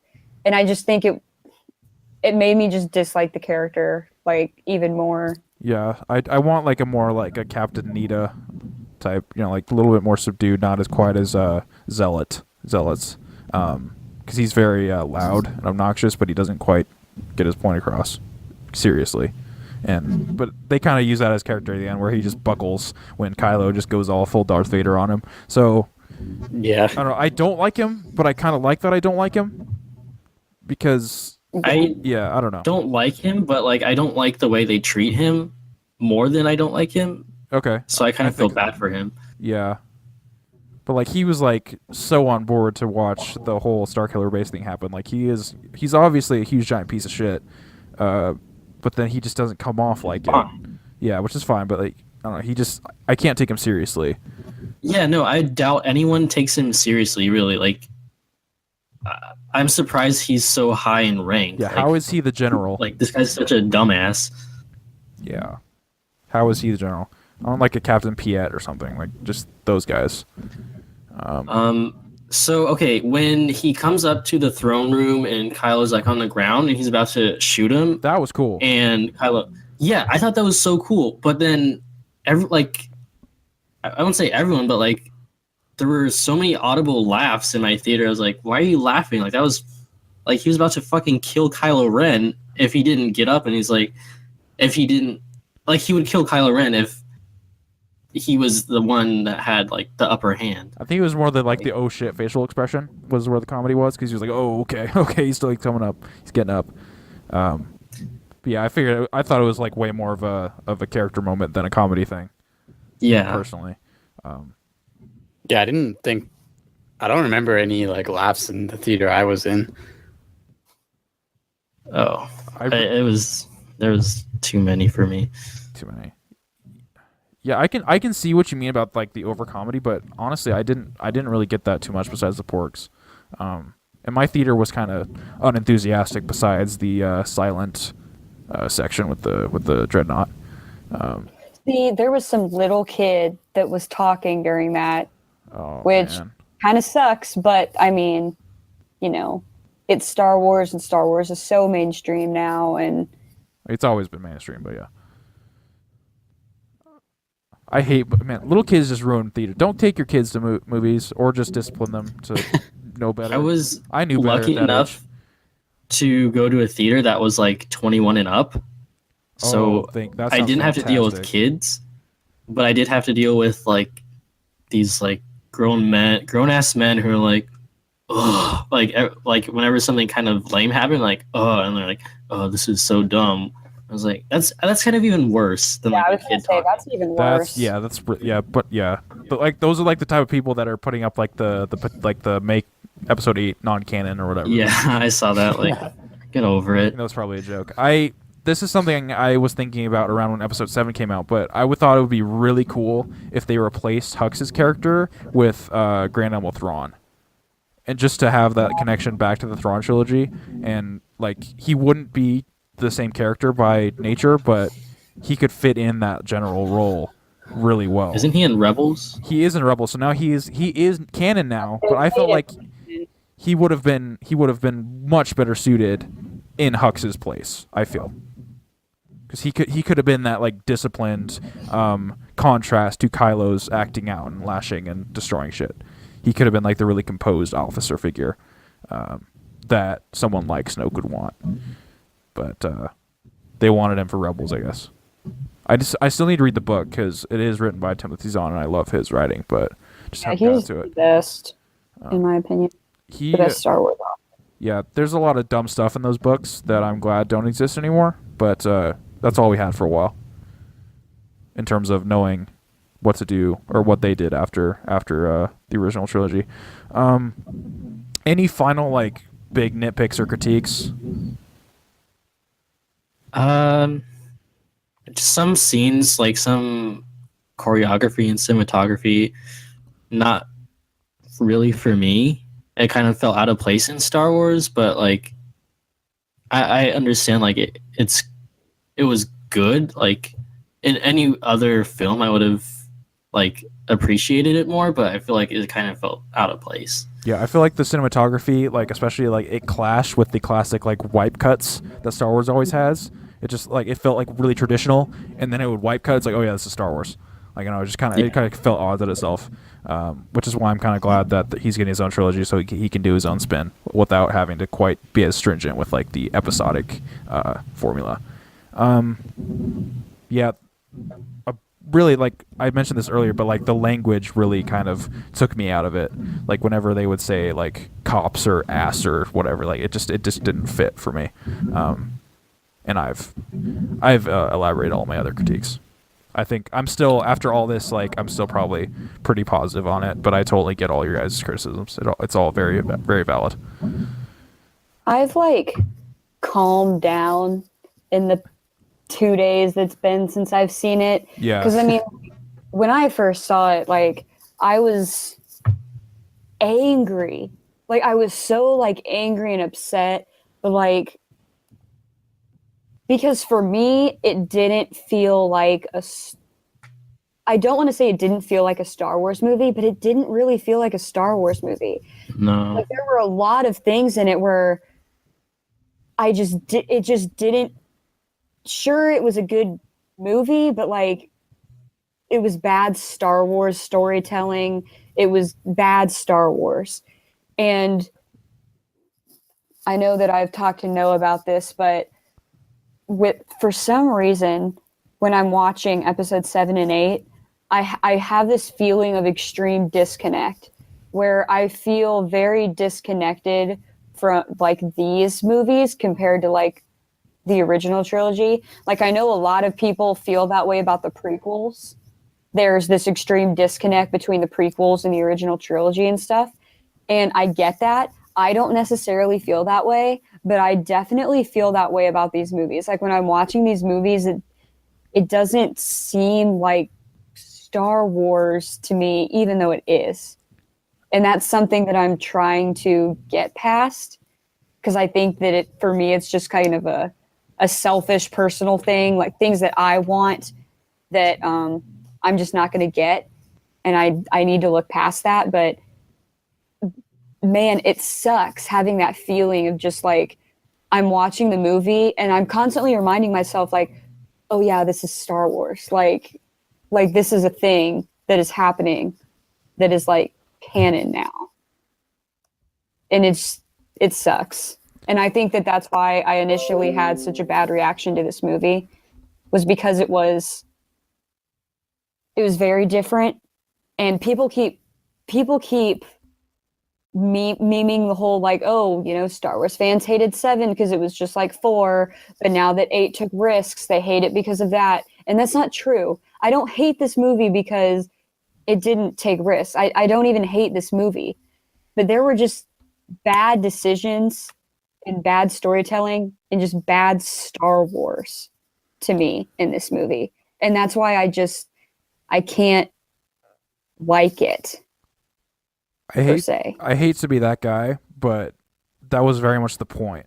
Like the whole thing was like cutting it off from the past and like becoming something different. Like I don't know, that was like very central to the theme, and like you can be on board with that or not, like of course, but like that was very much what it was trying to go for, was being different. And my whole issue.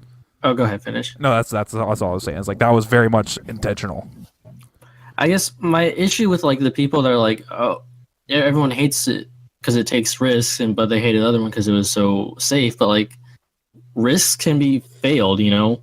And there's just so many like failed risks here, and like, if every risk was like hit perfectly and like just like paid off well, then it wouldn't be hated.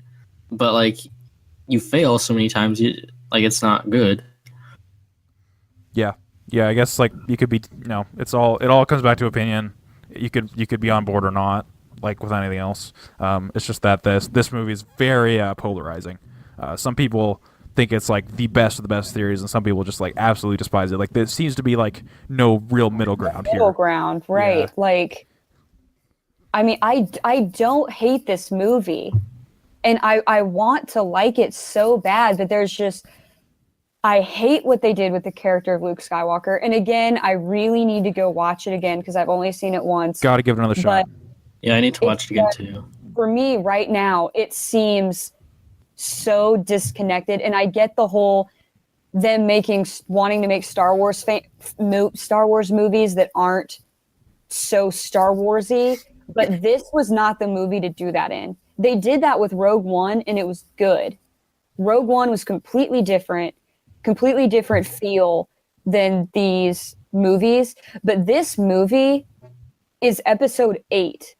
Like, we're still in that Skywalker Star Wars saga, and this was not the movie that they should have done that with, in my opinion. Yeah. I agree. Yeah. Something I feel like this trilogy could have used was a central narrative plan, because even though George didn't direct all 3 of the original trilogy, it was, at the end of the day, the story he wanted to tell through the whole thing. And I feel like with JJ leaving as many open-ended answers as there were, and then Ryan just coming in with his totally different vision, like, you're bound to get clash. Like, it's not going to all fit together well, I feel. There needed to be somebody, obviously, like Kathleen Kennedy and people, they're all supervising it, but there needed to be, like, a vision from the start. Like, even JJ said, it's like, I don't even know all the answers to these questions. Like, they were just questions, because he fucking loves his questions, his mystery boxes, or whatever he calls them.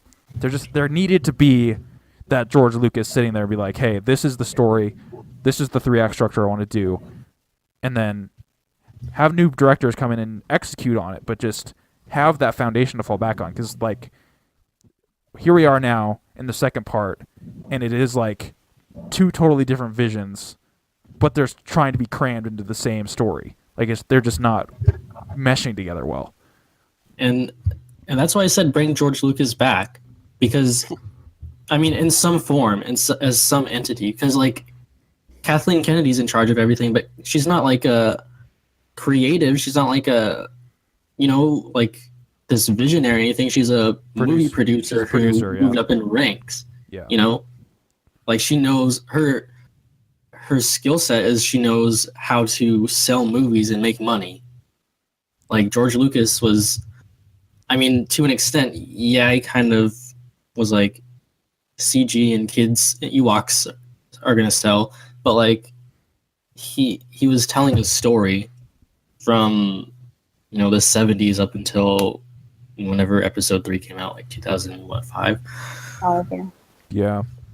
I don't know if he would be really interesting if they were like, George Lucas is directing episode 9.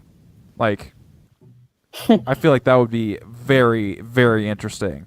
My head would explode. Yeah, for better or worse, I don't know. Like, it could be great. Like, the problem with the prequels is, like, he had all these yes men, and, like, he was just unbridled George Lucas isms just all over everyone, and he needed the constraints of, like, the cast and crew of the original trilogy to tell him, hey, here, like, this isn't working, we can fix it. Like, some of the best parts of those movies are stuff that he hasn't come up with. Like, some of the best lines were from Harrison, be like, nobody talks like this, like, we need to do it this way.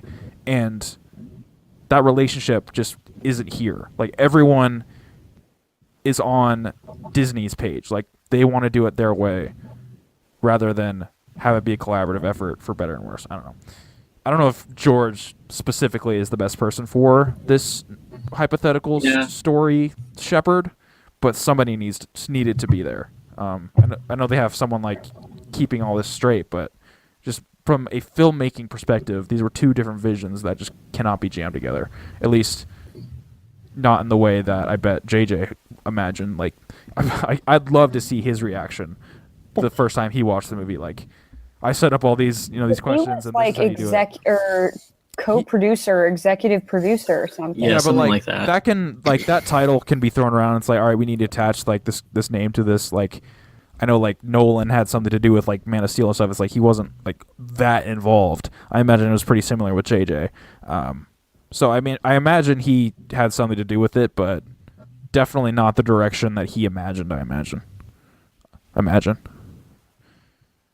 Repetition. Yeah, I don't know. I'm really, really interested to see where they take this next, because it's very interesting right now. Especially with the polarizing reaction. I hope they kind of stick with their guns and, like, follow through and not just do Jedi again, because that would be almost really, really bad at this point. But I'm not sure they narratively can even do that at this point. So I don't know. We'll have to do, like, another topic one day where we theorize what 9 is going to be like. Any final thoughts on Star Wars: The Last Jedi before we call it? I'm gonna watch it again in the theaters, and I'm not looking forward to it that much because first off, it's just super long, and there's so much that doesn't need to be in it. But like the stuff that is like actual story and important, I don't know if I'll have a different take on it coming out a second time. So we'll see. Yeah, I don't know. I feel like you're much more down on it than I was initially, so I don't know if that can change your mind too much, which is understandable. I totally get all your criticisms.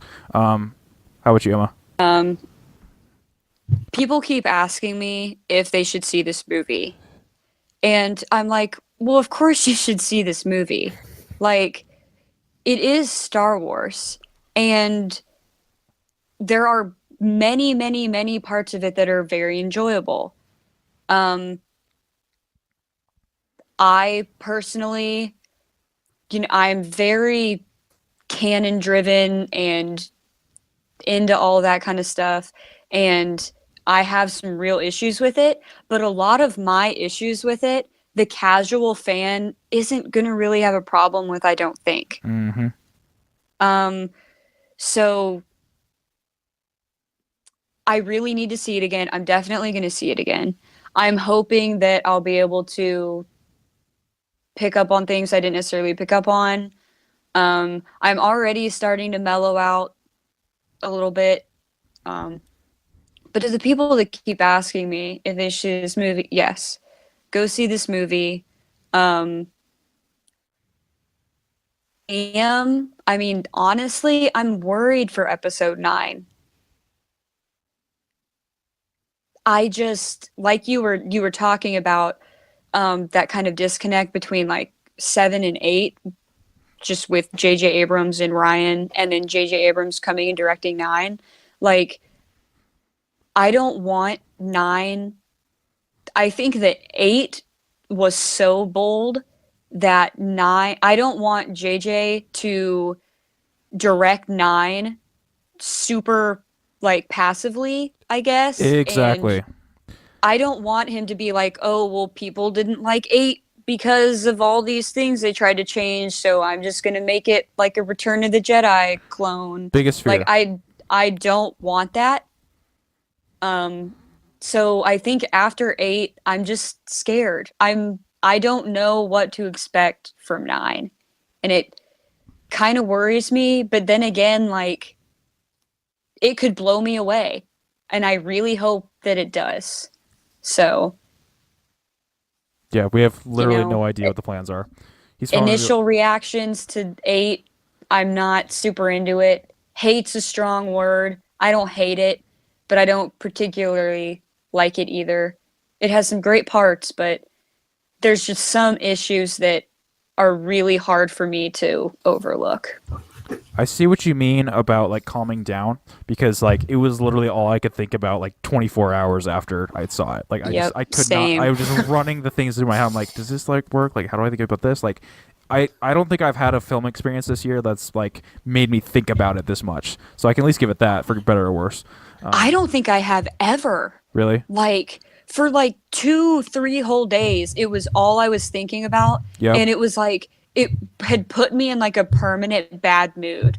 Like, in seeing, because, the internet is the internet, and everybody like fighting over it because you either love the movie or you hate the movie, and the people that love the movie are getting attacked by the people that don't like it, and you're vice not real versa. fans. I hate that you're not real fan shit. I hate that so much. This is like Batman v Superman times 1,000. Yeah, I thought Batman v Superman was bad. I feel like it's just, I'm so like just crushed by it. Like it's exhausting. It's seriously exhausting. Yeah, it was extremely mentally exhausting, and for me, it was making me like have more issues with like the movie, like all the way these people were like reacting. It was like feeding me and making me upset and angry. And I was obviously angry at all these people being freaking ridiculous. Like, but it was like, but then I started like shifting the anger towards the movie, and it's finally not happening. And people are being freaking crazy right now. Yeah, just like the backlash this movie is getting isn't necessarily fair, but the people that love this movie and say that it's the best Star Wars movie ever, I'm sorry, but you're just flat out freaking wrong. You're fucking crazy. Like, you are freaking wrong. If you are, and I will say it, this movie is no real Star Wars fan's favorite Star Wars movie. There's no way in hell. I'm sorry, but that's just the truth. But to you people out there that really, really love it, great. I'm so glad that you love this movie, and I really wish that I could be right there with you. I'm just not. But please, please stop treating everybody who has issues with the movie like they're freaking losers and saying that they don't understand the movie, they don't get the vision of the movie, they don't appreciate the risk, because it's not true. And I think that that's the most aggravating thing for me. And it just sucks because, like, it's Star Wars and Star Wars is great and it doesn't need to turn into this, like, fist fight.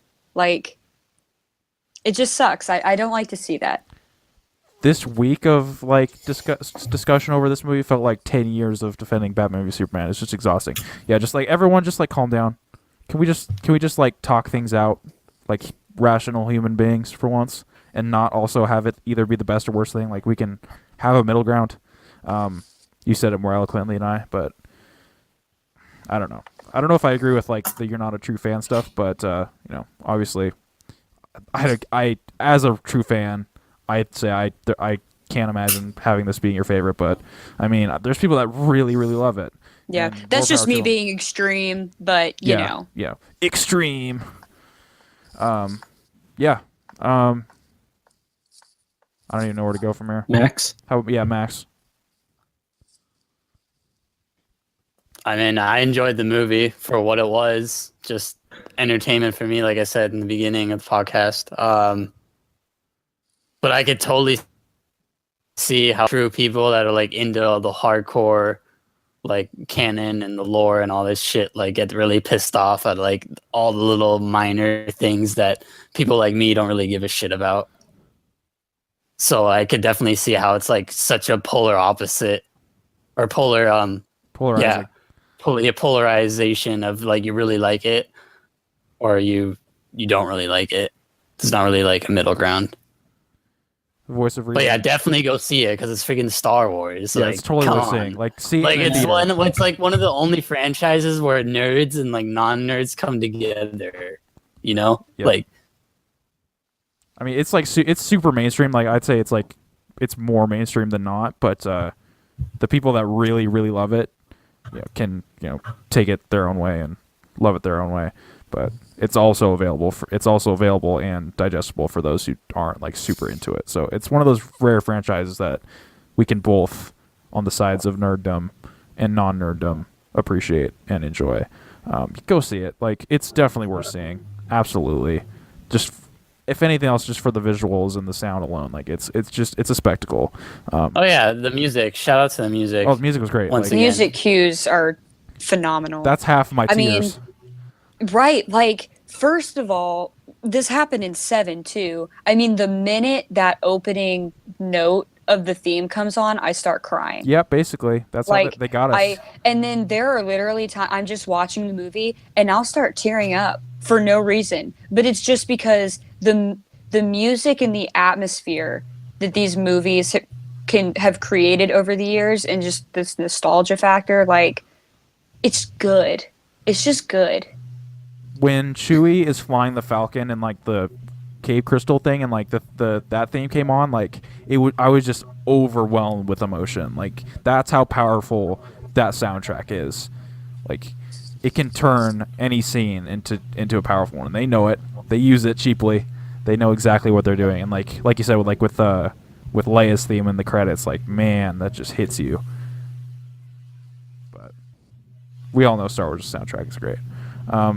Any final thoughts? We're at a good length. I want to know what, like, final last words. What's the ranking?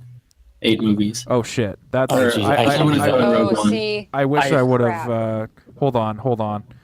I literally can't do that.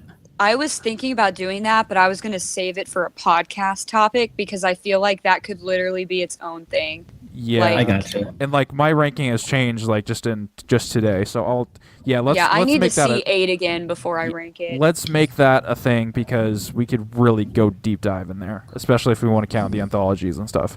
And if we're going to also count the Ewok Adventures. Yeah, I the was going to holiday say the Ewok special, Adventures. Mm, droids. Don't forget about droids.